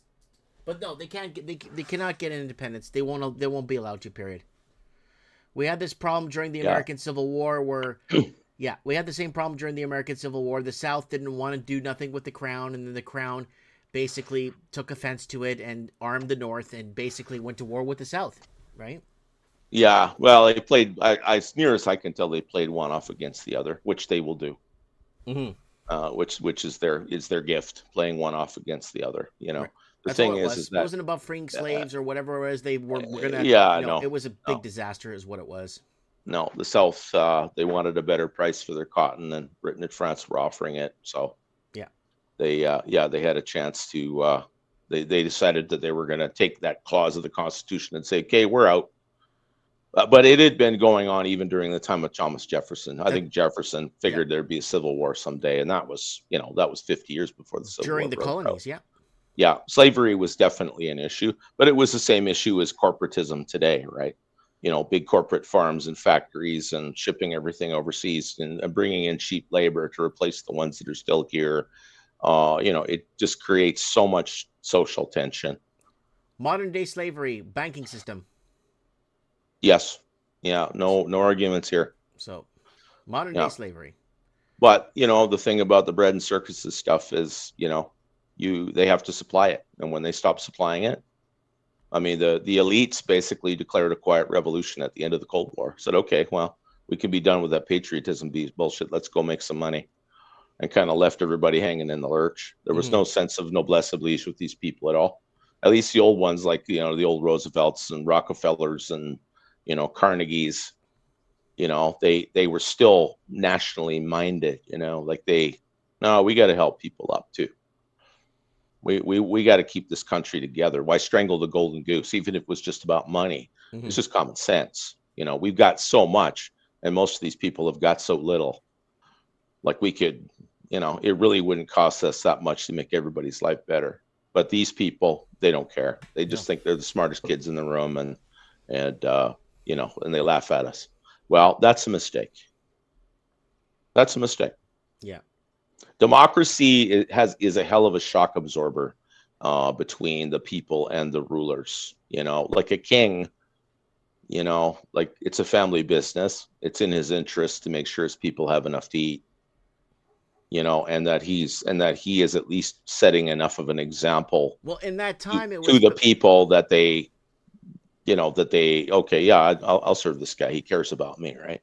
These people, yeah, they don't, you know, they don't care about sustaining illusions like that. And in those times, most of the time, they just let you be. They left you alone. They left you with your, you know, left you, you know, working your land. They left you with your family. They never bothered you back in those times. People watch movies. Oh, a guy came in and an evil sheriff set fire to our town. And no, that was super uncommon. They left their own alone. The royalty or the people up top rarely ever bothered the people at the bottom. You know what I mean? Generally, that's true. I think, yeah, that's true. The only time that the other side of that coin is minding your own business is that you don't really know there's trouble until there are thousands of people rioting in the streets, and you find out kind of what's going on. You know, which with these people, again, democracy is a shock absorber, because you figure, well, if we can manipulate the system and we can manipulate the votes through lobbying and dominion and things like that, then, you know, everything we're doing is according to the will of the people, and no one can argue that they're illegitimate, right? They're democratically elected, after all. Right. But, you know, the thing is, when you cheat too much, selected. they're also, well, in a certain regard, they are. Yeah, they still have to go to the polls, but I mean, they do as much as they can beforehand to, you know, work the odds in their favor, and especially the American system. Political science, I mean, is a major career down there, and there are people that can tell you within 1 or 2 points who's going to win a particular seat or lose it. You know, it's pretty predictable. Everything moves slowly. You know, it's just shifting the polls is it's a long-term project, and their system militates against long-term projects because you got midterms every 2 years, right? There's a question, Mike and Mysterio. No, this is Supreme Cannon on the show here. Why do the Chinese not rent out houses? They just leave them empty. They don't want to deal with tenants. They don't want to deal. The Chinese, they just don't want to deal with tenants. They don't want agreements. They don't want to set nothing up. A lot. Yeah. I think we're sitting, like, our early reports in 2016, we had 1.7 million empty homes across Canada owned by Chinese foreigners that are left empty. Now they're guessing anywhere 2.8 million to 3.4. Who knows? Like, in this really crazy amount, Supreme. Like, really crazy amount. Yeah, insane amounts. Yeah. Well, basically, it's overseas investors. They're not seeking to be landlords. They just want a safe place to park their money. And what could be safer than a relatively stable political system where, you know, your real estate has been going up 10 or 15% a year? Like, you know, good luck getting that in a high interest savings account, right? That's how they see it. It's a high interest savings account. They don't want, and I mean, in places like Ontario, landlords have way fewer rights than tenants. It's a nightmare, and I'm sure some of them do rent their places out, but, you know, they probably have family that are property managers and will take care of it for them. Yeah, tenants are dirty. Sad to say. Yeah, that's the thing. I mean, you just don't have, and for the kind of rents that you could charge, you know, like, you know, you can have subprime lending to buy real estate, but, you know, subprime tenants will destroy your investment pretty quickly. Yeah. So yeah, as long as they could get away with it, they did it, and maybe even eating the empty home tax or foreign buyers tax, they probably still made. You might not make 15% a year, but you'd probably still make like 7 or 8. So Yep. they didn't want to deal with it. They just wanted to hold some property, store their money somewhere safe. Yeah, somewhere safe. Yeah. And they've used real estate. They've been doing this in California since 1983, 84. It started in San Francisco, and then they started buying outwards, and a lot of the counties were like, oh, let's bring in more money. Look, these people are paying top dollar. So they started bringing in more and more. And then Canada jumped on the boat in Expo 86 and started bringing in people from Hong Kong. The Europeans built a place called Canada. Come on in. It's already built. You got your roads to get you to work. You got your buildings, and you'll work at the bank. Don't worry about the people that built the bank. You're going to work at the bank. Come on from China. We love you. Yeah, that's right. So, yeah, you know well, I'm so bitter is because I'm so sick and tired of seeing so many Canadians on the street, Canadian, European stock on the streets in every Canadian city. It's making my stomach sick. Yes. What sickens me about that too is, a lot of these people are struggling, even though they have parents and grandparents that have done quite well. That's another problem, is there's a lot of people that, that whole rugged individualism thing. Well, you got to pull yourself up by your bootstraps like I did. Yeah. Well, first of all, I really doubt it was that hard for you, especially with 60 or 70 years of post-World War II growth ahead of you and dropping interest rates throughout that period. But the other thing is, a lot of people are very, very bad with money, Mike, and put themselves in that situation. It's not that I have no sympathy at all for the homeless, because there are people out there because of divorce, or they lost their job, or I think 85% of them are there because they just can't afford to live anywhere. That's it. They can't afford to live anywhere. Yeah. And that is absolutely disgusting. A problem. Yeah. We were breaking down numbers back then in 2017, Supreme. I'm going to go find that trends in the housing market. In 2017, we were reporting for every one empty unit in Vancouver, in the city of Vancouver, there was 6 homeless people for every one for one homeless person, there was 6 empty units in Vancouver. So if you're homeless in Vancouver, there were 6 empty units that were just empty, and you can't get into them. And I wasn't protesting for free home for homelessness. I wasn't protesting that. Make it viable or affordable for war vets and people that built this country to be allowed to live in a place. So for every one homeless person, there was 6 empty units in Vancouver. Yeah, that's a problem for sure. But if you're going to maintain something like a market economy, you could use a different commodity. You could say, okay, well, for every homeless person in Vancouver, there's an unsold BMW, right? Like, they don't have the money, and that's the problem. It's like, where do these people, where are they supposed to get the money to have this? Right, especially when real estate is, let's face it, it's at Mercedes and BMW prices right now, and it's really all 70 Ford Nova level of quality. Epidemic of laziness. I think it's more apathy. The thing about ambition has to be rooted in possibility. There are a lot of people that have struggled for a long time and have gotten nowhere or gone backwards, and I think they just throw up their hands. Yeah. Which is sad, but it's like, it's like surfing, if you catch the right side of the wave, you're going for a hell of a ride. If you're on the wrong side of the wave, it doesn't matter how hard you paddle. Right. You're not going anywhere. You're just going to have to try to survive until the next wave comes. I'm thinking in terms of waves, but cycles, demographics, monetary systems. The one we have is long overdue to be eliminated. Mm-hmm. It's long overdue. They kept interest rates at 0% for 13 years just so they could stay where they were and screw everybody else. Well, to allow the Canadian that's 13, 14 years of my life that went up in smoke, Yep.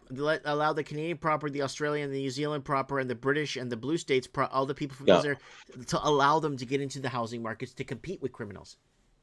Yeah. Yeah, that's right. Yeah. Yeah, there is no law and order per se. I mean, we're already in a police state, right? Because there's all kind of wickedness going on in broad daylight, and anybody that tries to stop it are the people that get punished. That's right. That sounds like a police state to me.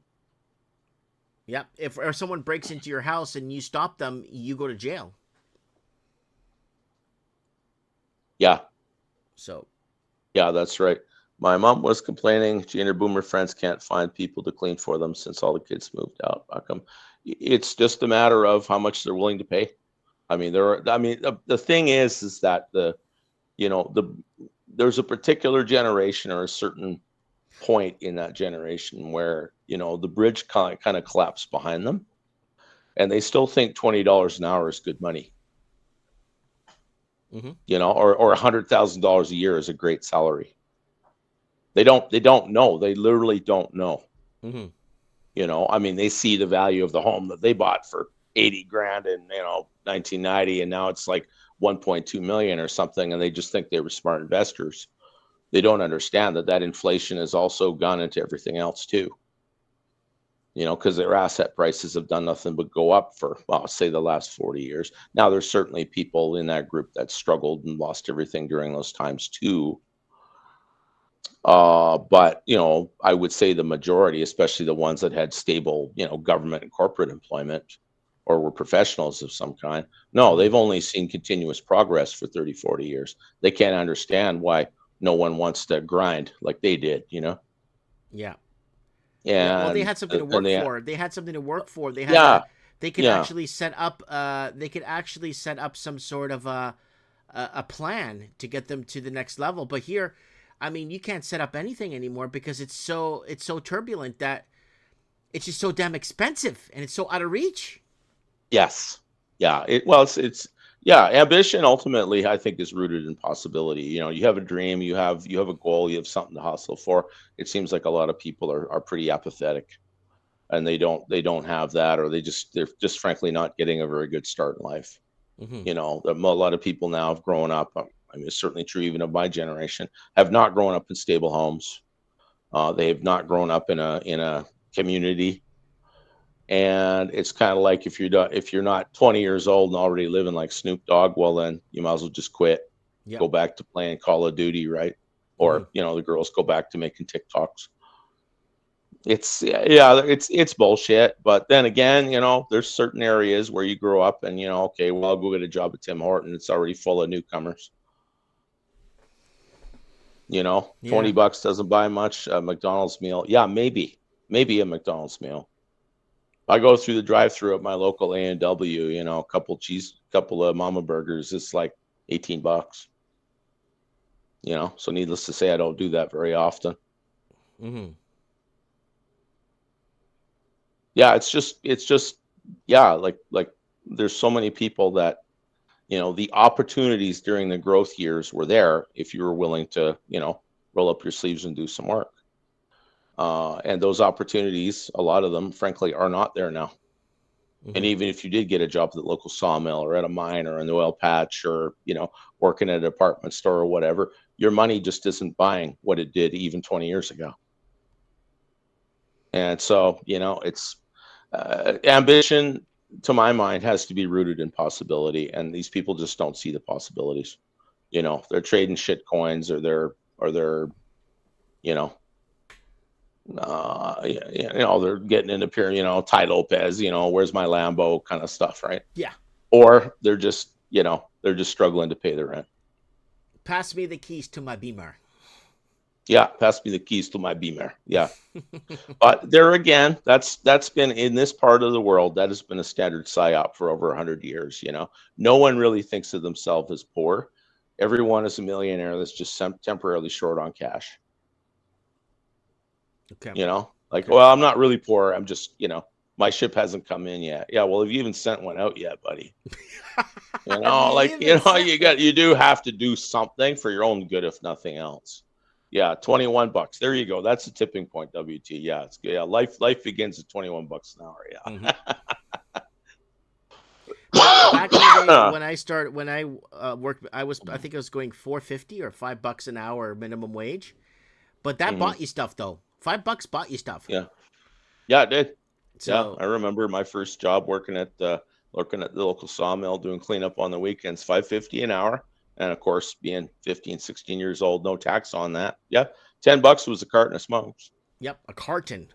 or a box of stubbies, one or the other. Mm-hmm. And you had no problem getting that for you too, because you could buy their gas, because gas was 36 cents a liter. Yep. Yeah, there was a time when the money, you didn't get paid much, but the money went a lot further. Back in the day, And let me back in the day, sir. Let me tell you my 120 story. Yes. So when I was 17, I drove to Florida for the first time.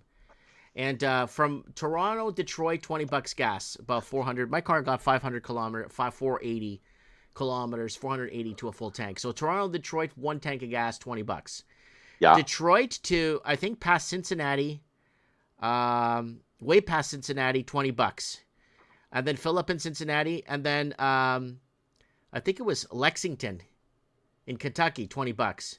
And then it was Atlanta, $20. Ocala, Florida, $20. Orlando, $20. And then from Orlando, $20 gets you to Miami. It's like $120 to drive to Florida. I remember that. I was so like, whoa. Because you get more money for American-wise for the gallon, right? You get more gas-wise, bang for the buck gas-wise, right? So yeah. That's just my 120 story. I thought I'd share that with you. Yeah. Well, it wasn't even that long ago, spring break, you had kids from New England, they could fly to Cancun for, $89 return or something. It wasn't even that long ago when things were, were a lot more possible than they are now. Now, of course, mind you, there was a huge bubble forming in the mid 2000s. So obviously that was all about to blow up too. Yeah. Oh yeah. We got some nostalgia in the comments here. The sad part is it wasn't that long ago. The kids today, you can tell I just turned 60. Like they're paying 2025 prices and they're making 2005 money at best. And people past a certain age, I mean, they don't get it. Nope. They don't understand. Well, why don't you just go out? It's better than anything. At least you're out working. It's like, there's lots of things to, people to amuse themselves, and they just kind of give up. But you know what? How many people, their friends are online? I mean, it's as dysfunctional as it is, their relationships are online. Good luck meeting a nice girl from the family next door and buying a house or doing anything. They're all busy doing their thing, whatever that thing is. Sometimes it's actually good and not bad, but they're off doing their thing. OnlyFans. Yeah, no, it's just sad. That's all. Yeah. Supreme. It's just sad. It's disgusting. Any final words? Because we'll let you go because we got. It looks like, according to what I am seeing here, Black Deplorable wants to come on the show. Oh, good. Yeah, wonderful. If that's okay, we get him on the show. Yeah, totally. To give us. He's on West Coast, isn't he? Yeah, he's in California. In California, right. Yeah, I heard him last time he was on. Anyway, yeah. Well, last I heard, California knows how to party. Oh, well, it's pretty famous for that. Yeah, I'm just it's an old R&B song. California knows how to party. Tupac or somebody else stole it after, but it's an old 1970s. California knows how to party. Look it up, guys. Yeah. It's a good song. It's a 70s song. Tinder Wives, dude. Yeah, you know it, Dano. Yeah, sugar baby times are here. We gotta get Dano back on soon too, man. I miss him. You got to get this man on. Yeah, Grindhouse Cartoons. Totally. Yeah. Well, where this Charlie Kirk thing is, just really quickly. Yeah. It was obvious that as young as he was, he started this TPUSA thing at like 17 or 18, and he was obviously resonating with a lot of young people. He was absolutely America first, which set him against a lot of Congress and Senate, which are some other country first for obvious reasons. But he was a mover and a shaker. Vance, apparently Vice President Vance just hosted his show from the White House. We covered that, yeah. Like the thing is, he was kind of a big deal for only being 31, 32. Yep. So there, that goes to show that, yes, there are possibilities depending on what it is you want to do, right? But you have to have skin like a rhino, like he certainly did. And his faith obviously bolstered that for him. And I don't think to some people he was assassinated, but to many others he was martyred. And the thing about martyrs is, as the old saying goes, when a tyrant dies, his rule is over, and when the martyr dies, his rule just beginning. That's right. So yeah, no, this ain't over. A lot of people are going to try to get in front of that parade and steer it. Whatever happened to him, remember that there were dozens, possibly up to 100 people that were within 50 feet of him when whatever happened. Mm-hmm. So no, they may not know all the details because they were in a crowd. That's for internet autists and the FBI to figure out. But there's no question that a lot of people are rolling with this and pushing it forward. And if whoever did it was hoping to spark a civil war, I think they're going to be disappointed. I think it's going to be the opposite. It seems like there's a lot of young people that were in church after that. There was a lot of people. I've known some people that are quite a-religious who have said to me they're seriously thinking about poking their head inside a church building just because of how utterly disgusting and evil this was. Yep. So be encouraged. Don't be afraid all the time. Yes, there are people that are evil and they have plans, and there are other people that also are powerful and have plans, and they don't always coincide. Right? There is fighting over the brass ring, as it were, in every country. It's going on, and don't worry about anybody taking over the world just yet. As my biblical standpoint is, we're still under the mystery Babylon system. You don't see the beast until that collapses. That's correct. So that's something for you to look forward to. A few hours ago. Yeah, that's how I see it. Mm-hmm. There's a sequence to it, and the sequence is we're still under that old system, and it has to collapse yet. So we're not there. We're not there, and I don't think we'll be there for a while. So be encouraged, everyone. Hang in there. I know it's rough. God Almighty, it's rough. It's rough to see. Even if you're doing good, it's rough to watch. It is. Help who you can, but just make sure that you're firmly on the riverbank before you try to pull somebody else out of the water. Look after yourselves. Look after the ones you love. I'm happy to announce that my younger child, my daughter, is getting married in Canmore, Alberta, tomorrow at 9 p.m. local time. So congratulations. Thank you. Life is moving on. And there's still love and good people out there. There is, including all of you. There is a lot of good. There's a lot of good out there. Okay. Yes, there is. There's more good than bad. Otherwise, it would have been pandemonium a long time ago. That's correct. Well, we're going to keep it together. We'll figure it out anyway. And I'll leave it at that, Mike. God bless you, my brother. God bless you too. And God bless everyone. It's great to interact again. Talk to you soon. We'll see you. Bye. Goodbye. That is Supreme Cannon, guys.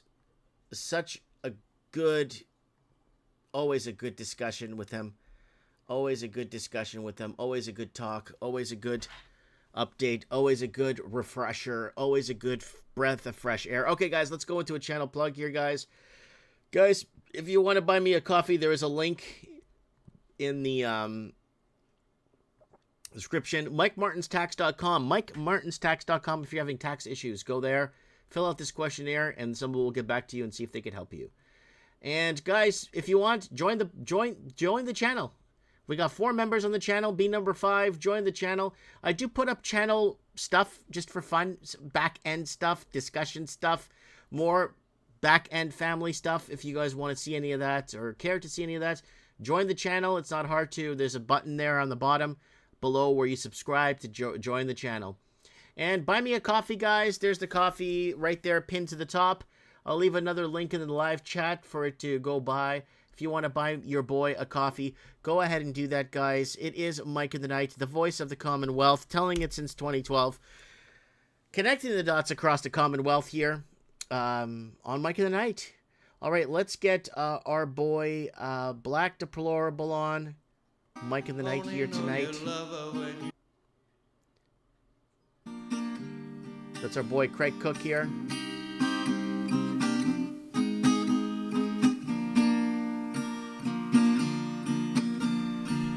Staring at the bottom of your glass, hoping one day you'll make a dream last. The dreams come slow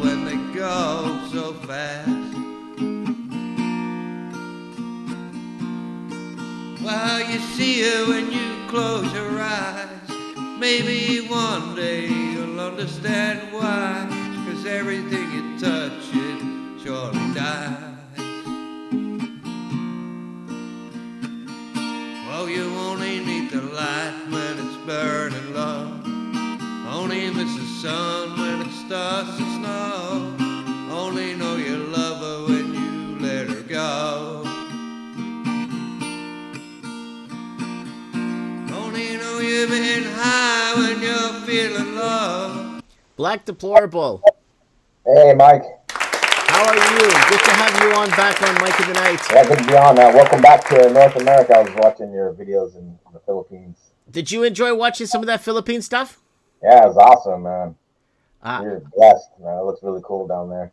I was trying to be as entertaining and resourceful as possible so people could learn a thing or two about the culture. I didn't want to be like a travel channel. I wanted to be more, look at this, guys, look at the people, this is the situation, this is how they have it, right? Yeah, it's cool down there. I was kind of thinking about when you were talking about how there's no homelessness and stuff and stress, and I attribute a lot to that, to the family-oriented culture, you know, like people just like stick together, right? They have, you know, they're never homeless because they've always got a family member to stay with. And I think the guy, I forget his name, the guy who lives in Oregon, he was talking about that, how the other guy that knows a lot about the Philippines, what's the guy? Mitch Madden from Oregon, that's correct.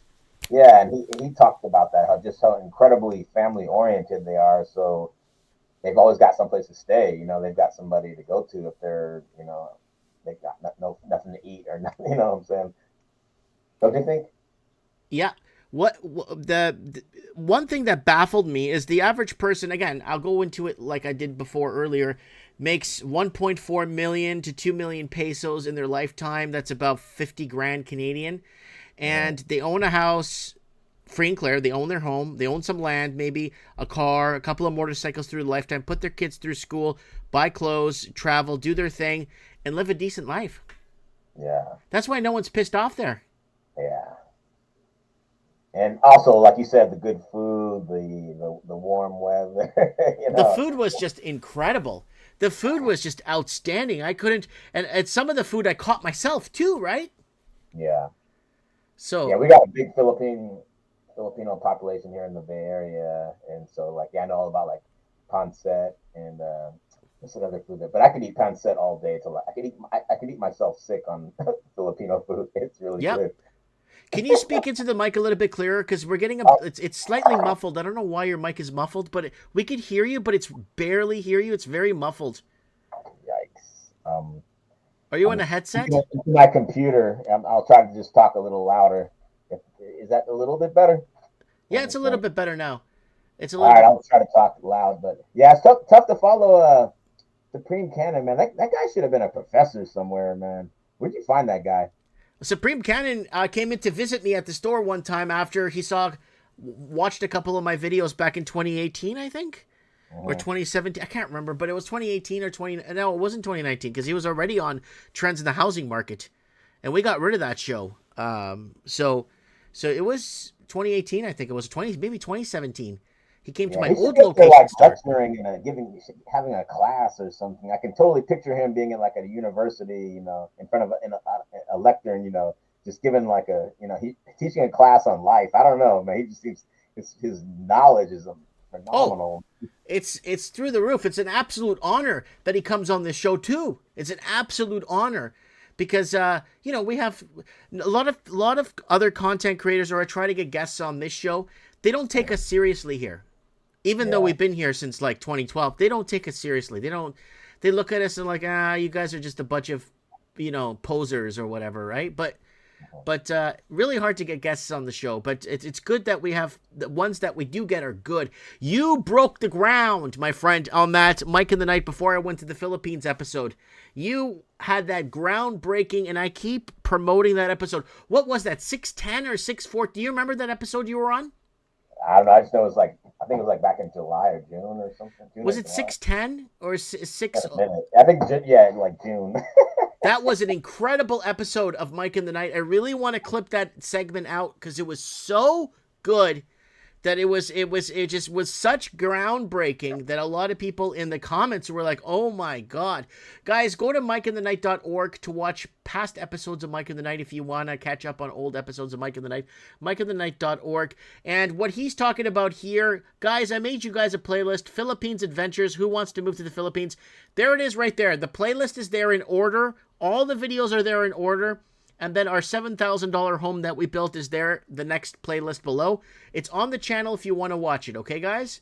So what did you think of that $7,000 house? Yeah, it's incredible. I spent some time in Brazil, and it reminds me of the northeastern part of Brazil, like Bahia, like kind of north, like about, I'd say 400 miles north of Rio de Janeiro. That's what it looks a lot like. Like in the country, just kind of like living simple but comfortable, like. It's really, fertile.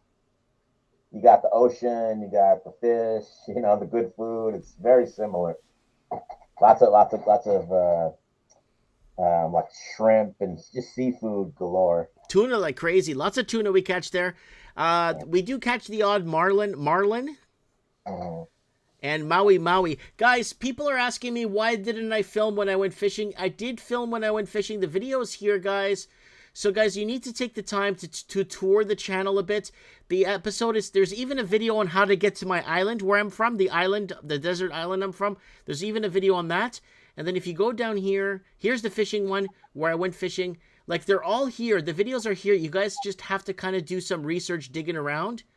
And here we are baiting, setting up the bait. And then going out into the waters here. So the videos are all up if you guys want to watch them. But I'm going to go back. When I go back next year, dude, I'm going to be armed fishing. I'm going to be fishing like really like every day. I want to fish every day if I can. And I want to bring back tunas home, like huge tunas that we caught.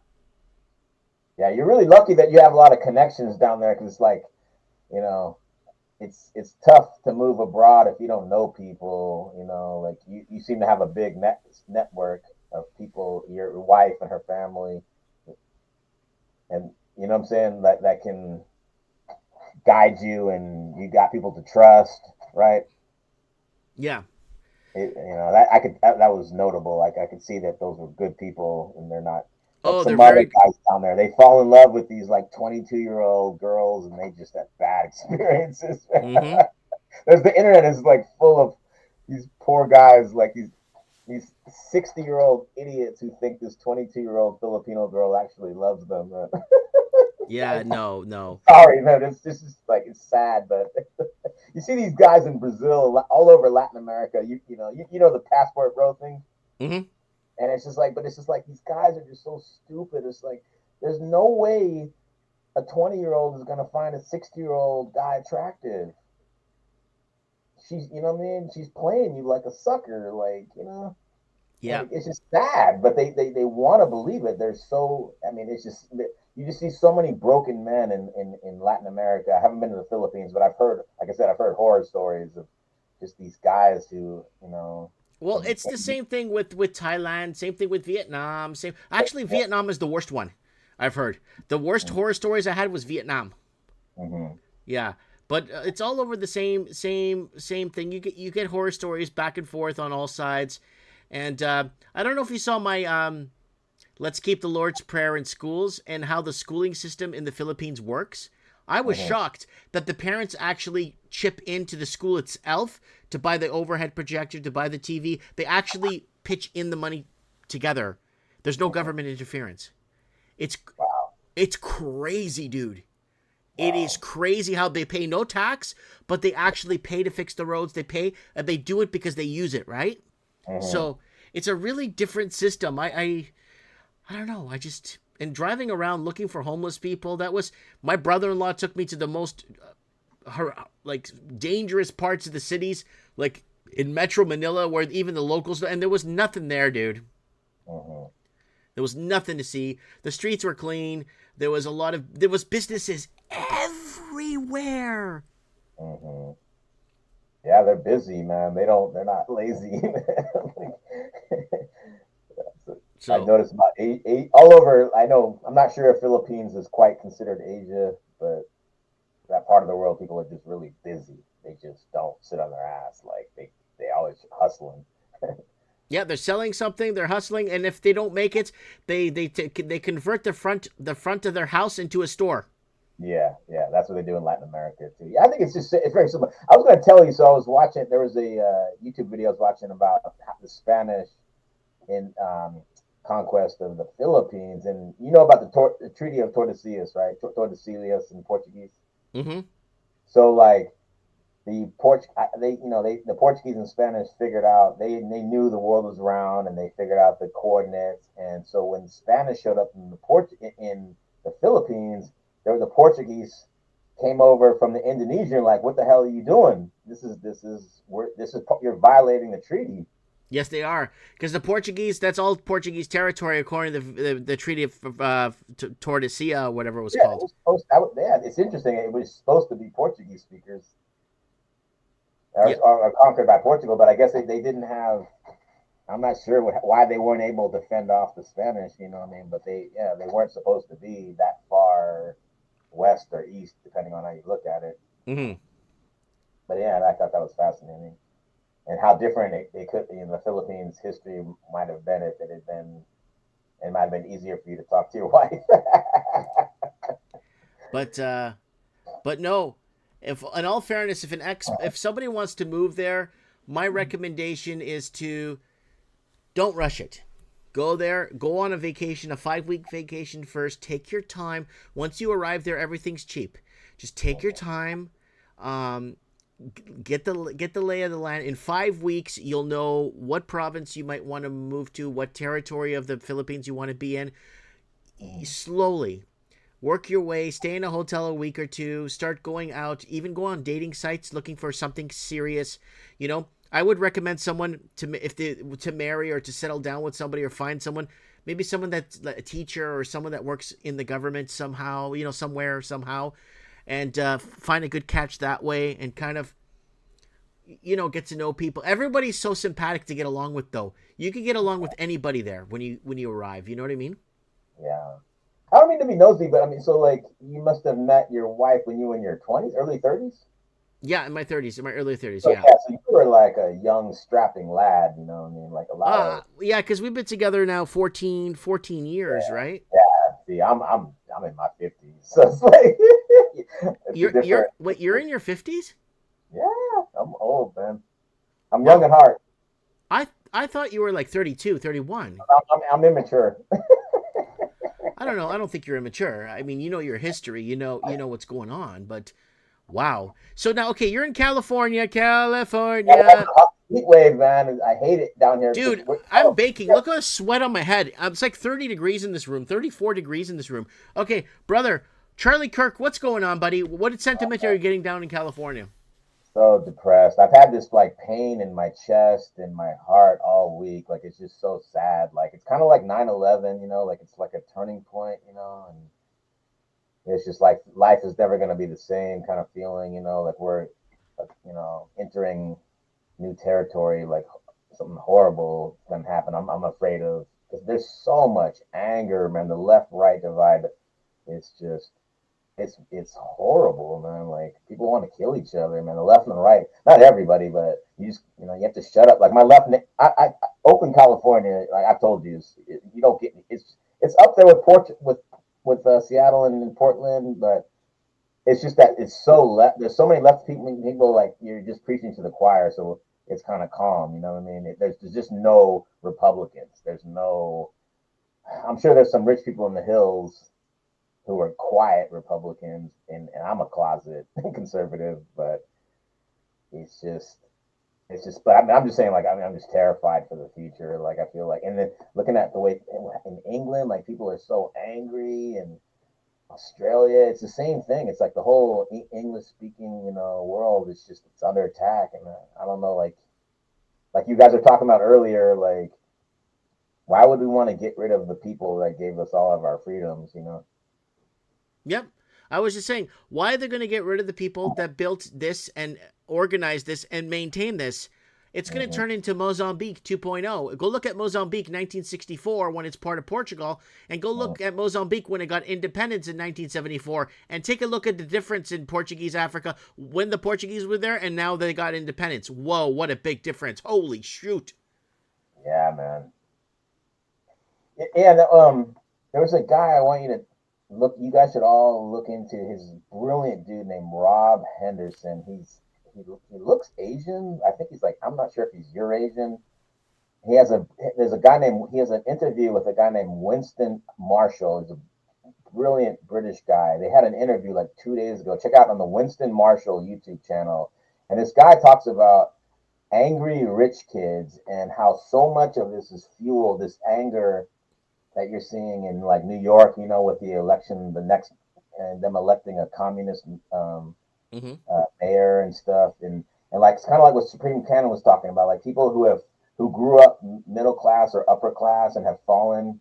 Those are the angriest people, man. Yeah, like children. I hate to use this word, but like losers. They're like if you look back in history, like so many of the guys who started these revolutions were the sons of highly successful, wealthy men. Like Fidel Castro's father was a wealthy landowner. So many of the other guys, and it's like they hate their parents because they can't beat their parents. You know what I mean? Right. They can't, because the American dream is to surpass your parents. How do you do that if you're that's why you hear that there's so much rage from these Gen Zers and millennials against the boomers, because they hate their boomer parents who grew up at a time when they could amass so much wealth and property. And so it's like they say their real reason for wanting socialism and communism isn't what they think it is. It's not the ideology. It's all fueled by their hate, their anger at themselves for not making it, not being as successful as their parents, and anger at their parents. Like it's just, and also like intellectuals being pissed off that they're not as successful, as the hedge fund men. They're not as, they think in their world, the intellectuals and the professors should be the billionaires, not the hedge fund managers. Mm-hmm. They hate that these shallow, money grubbing fat cats with they're not deep thinkers. They're just shallow. They don't think that those people in their ideal world, they shouldn't be rich. It's unfair. So they want to get rid of the system that allows these shallow, money grubbing people to become rich, and they want to replace it with a system where the intellectual people are rich. Mm-hmm. And and so it's like there. I don't know, man. You just listen to some of these people on MSNBC, these intellectuals, and they make $150,000 a year, $200,000 a year, but they're furious at the billionaires. They're like, why is this fucker, who doesn't even know, who couldn't find Ukraine on the map, a billionaire, and I know everything about Ukraine, and I'm not. You know what I mean? Yeah, that's a good question. That's a very good question. It's like, it's very sad. I remember Jay Leno going around to award shows and now like finding these elite people and asking them, name a country that borders America. And then the girl looks like, borders America. England? It's like, yeah. Like, I know these people because I grew up in Berkeley, California, so we got UC Berkeley, right? And I've just seen these like adjunct professors who are making $20,000 a year, and they're very bitter, angry people, and they have they hate these Wall Street people who are making $250,000 a year. It's like, and so it just, makes them, so it's like, they want socialism, but not because they really give a shit about poor people. They just want revenge against rich people. Mm-hmm. And that's a good perspective to put, almost like that civil war between the elites. Yeah, it's their children hate them. These highly successful billionaires, because and that's why they also like poor. But the it's interesting. They've always been trying to get the poor people to join the communist revolution, right? Like the Fabians in England, or the workers' party. Yeah, and they keep failing because poor people feel like they can. People like, if you imagine you grew up in Guatemala, you moved to the United States, you think that you can do better than your parents. They want capitalism, mm-hmm. but it's these rich motherfuckers the millionaire parents who are like, I can't beat my father. I want communism, so that's the only way I can beat my father is with communism. Easy with the swearing. We're on YouTube, eh? I'm sorry. Yeah, don't, you But don't have to be sorry. It's just we're on YouTube, right?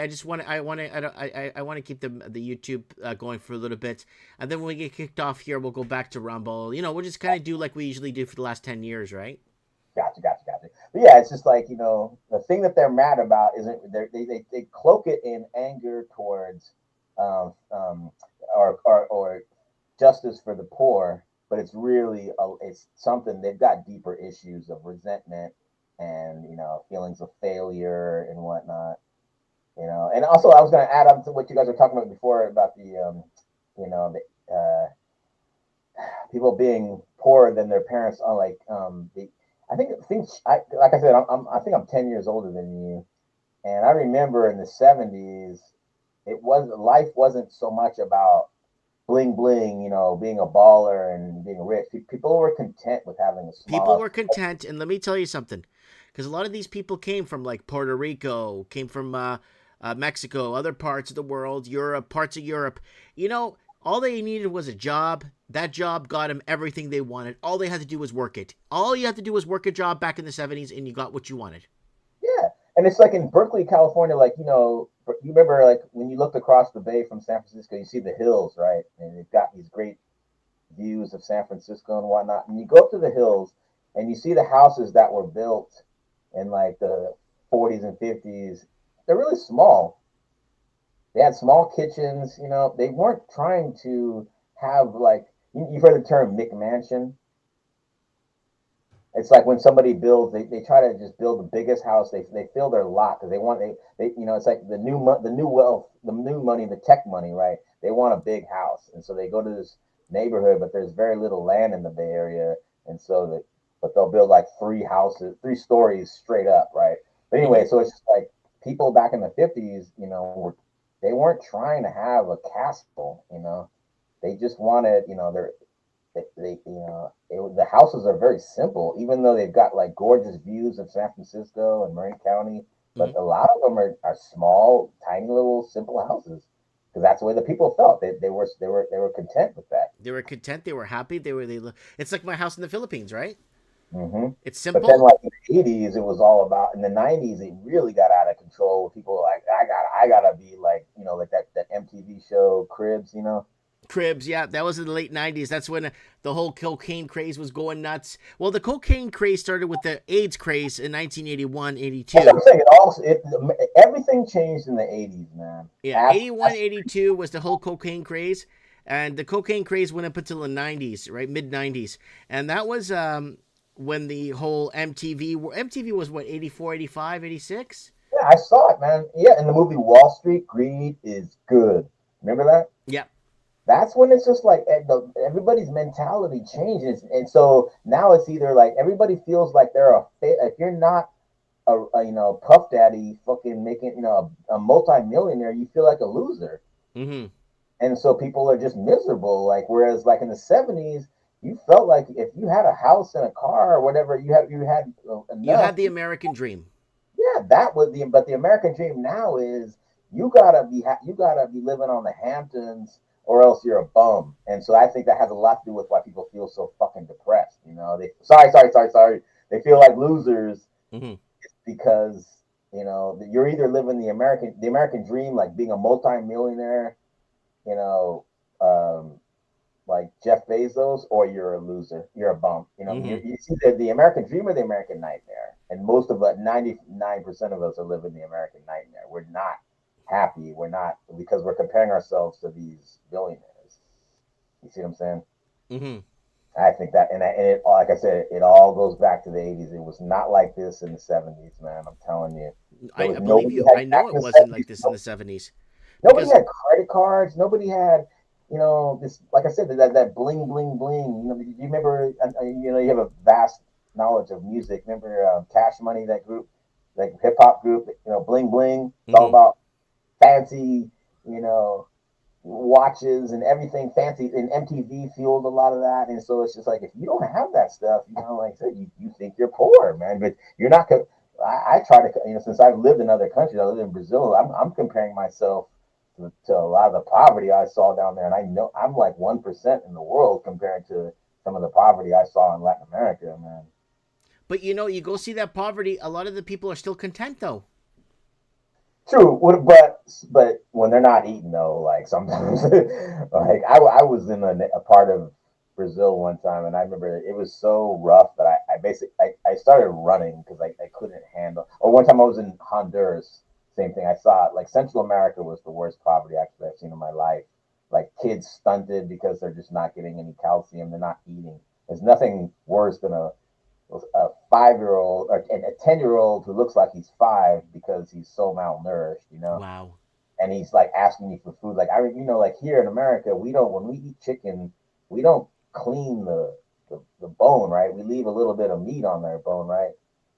And one of the saddest experiences I've ever had was I was in Nicaragua, and I got some fried chicken, corn and rice, and like a typical American, I didn't finish my plate. I left some meat on the bone, and a little boy and a little girl came up to me, and they were like, can we have your plate?" And I was like, "Sure." And they grabbed it like they were starving, Mike.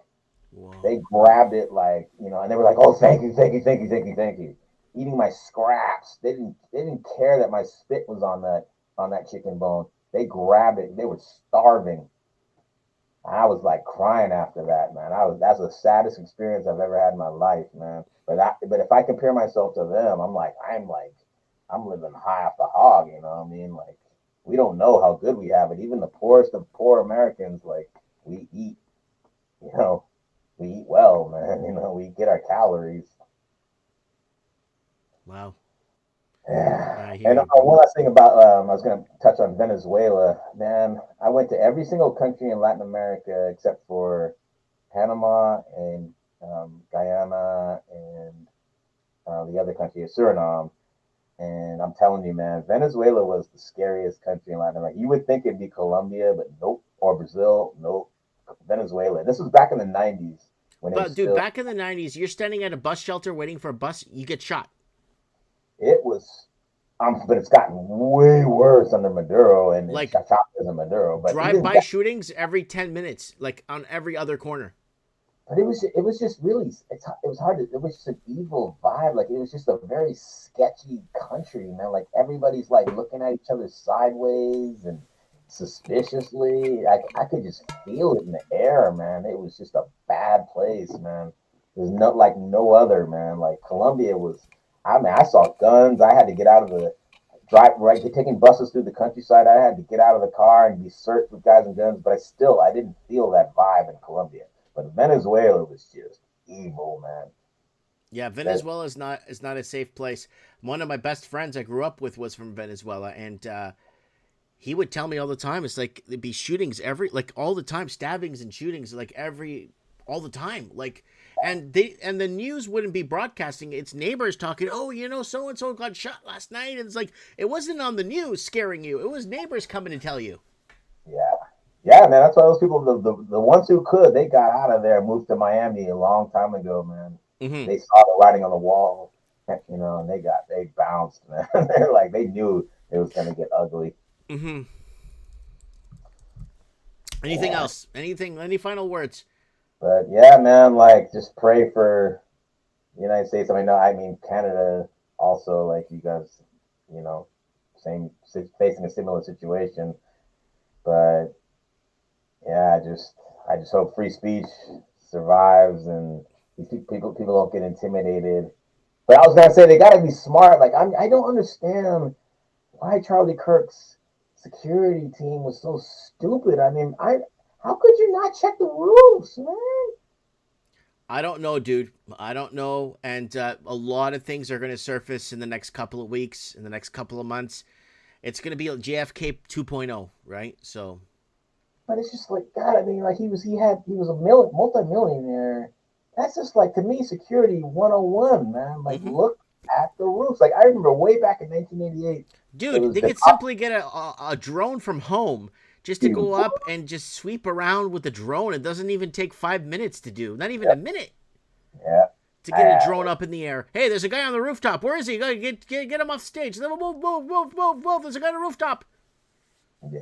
Wouldn't even take 30 seconds. The drone's up in the air in 2 seconds. It's already 100 feet up, and you can see everything.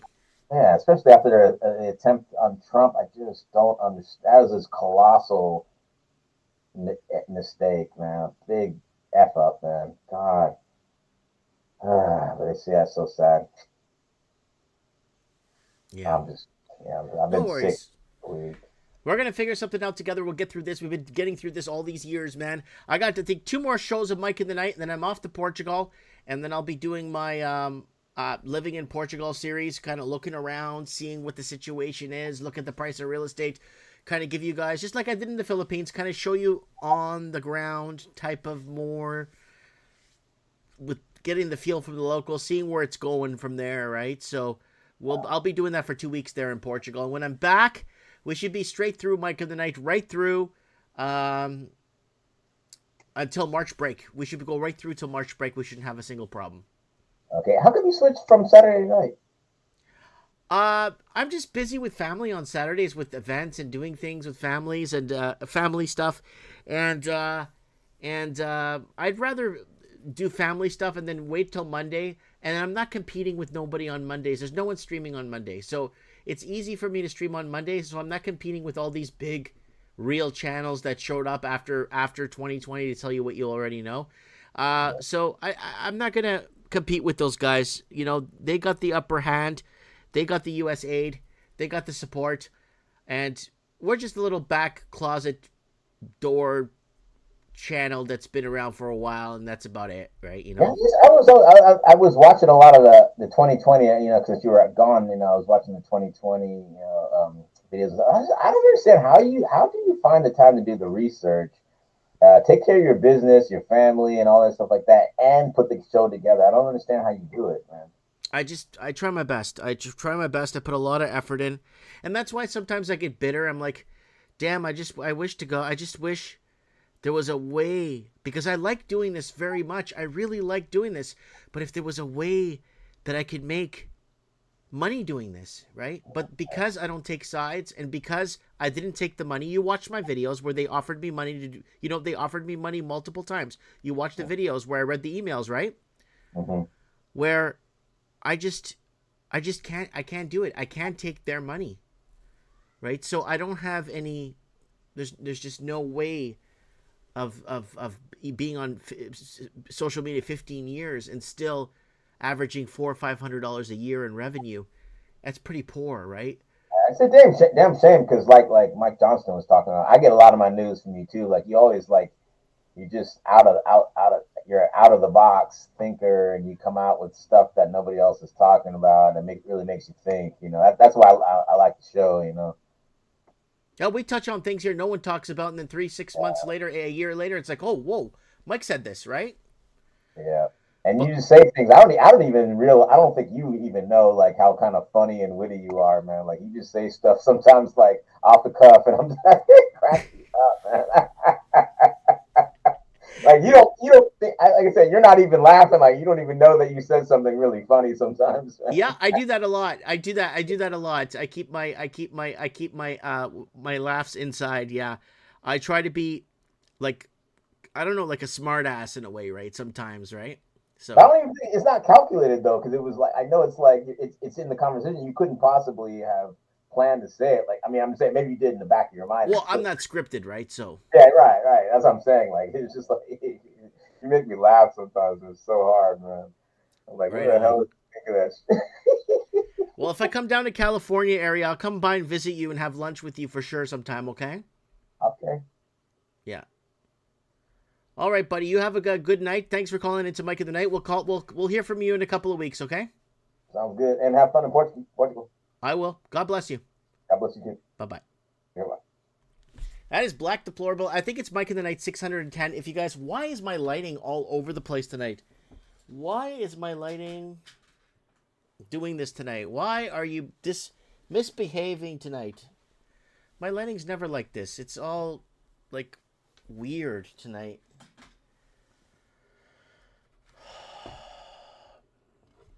Yeah, I don't know what's wrong with it, man. That's weird bleeding going on here. Maybe it's the background. I don't know. It's too purpley. I'm not too much of a fan of purple either. But all right, guys. I guess we're gonna wrap it up. I'm getting tired. I still have 1 or 2 errands to run tonight, so I think I'm gonna run some errands. How long have we been here? Like 3 hours, aren't we? Almost 3 hours. Yeah, good. We did a 3-hour show again tonight. Guys, don't forget to like and subscribe to the channel. Don't forget to, if you want to join the channel, we got 4 people on the channel. If you want to join the 4 people, go ahead and do that, guys. Over here, you'll see join channel. If you can, join the channel and support the transmission. I would really appreciate it very much. Very, very, very much. And we have some back-end members-only stuff that I post just for fun. If you guys want to support and be part of the channel, I would really, really appreciate it very much. A lot. And yeah, we'll do that. And No Way Jose is asking, what time do you start the show? I sent out an email, bud. We start at 6 p.m. Pacific time. That's 9 p.m. your time in Chicago. When we started. So I did, guys, here. If you want to join the mail list, join our email list, MikeMartins1980@gmail.com, MikeMartins1980@gmail.com. I already got 2 people to add to the list. Let me just double check here. Yeah, I got 1 or 2 people just asked me to add them to the list so they don't miss a show. And when we go live, we'll let you know when we go live. But this way you don't, unless you don't check your email, you won't know we went live. But join our mail channel. And I got this other Truth Hurts News little series I'm trying to spin off. There it is right there. Truth Hurts News. There it is. Last night we went live. There it is right there. Look at that. There's our mail list there. MikeMartins1980@gmail.com. Trying something different, guys. I don't know. I really like being on social media. I really like making videos. I really like talking with you guys. I really like being here with you guys. You know what I'm saying? My number one wish was just pay some of the bills, man. So I could take it more. I could do 2-3 shows a week like everyone's asking me to. But it's really hard to. Anyways. YouTube channel, Rick Spicer for Prime Minister in the house. Have a great day. Steve S. Games are us. Video games. No Way Jose. Jason Leonardo in the house. Artbydano.com, artbydano.net in the house on Mike in the Night. Thank you guys for being here. A little send-off music here with our man Craig Cook. Only hate the road when you're missing home. Only know you love her when you let her go.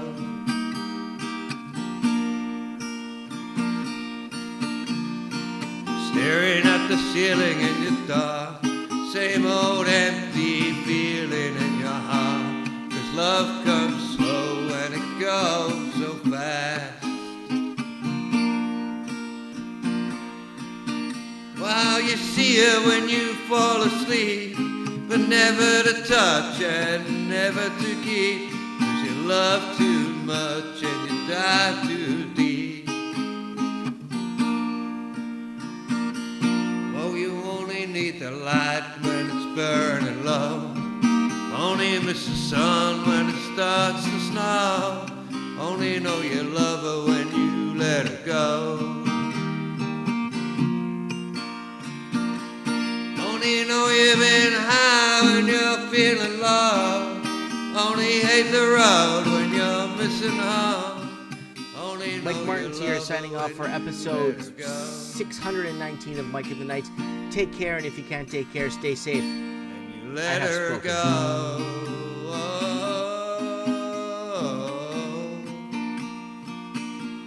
Yeah, you let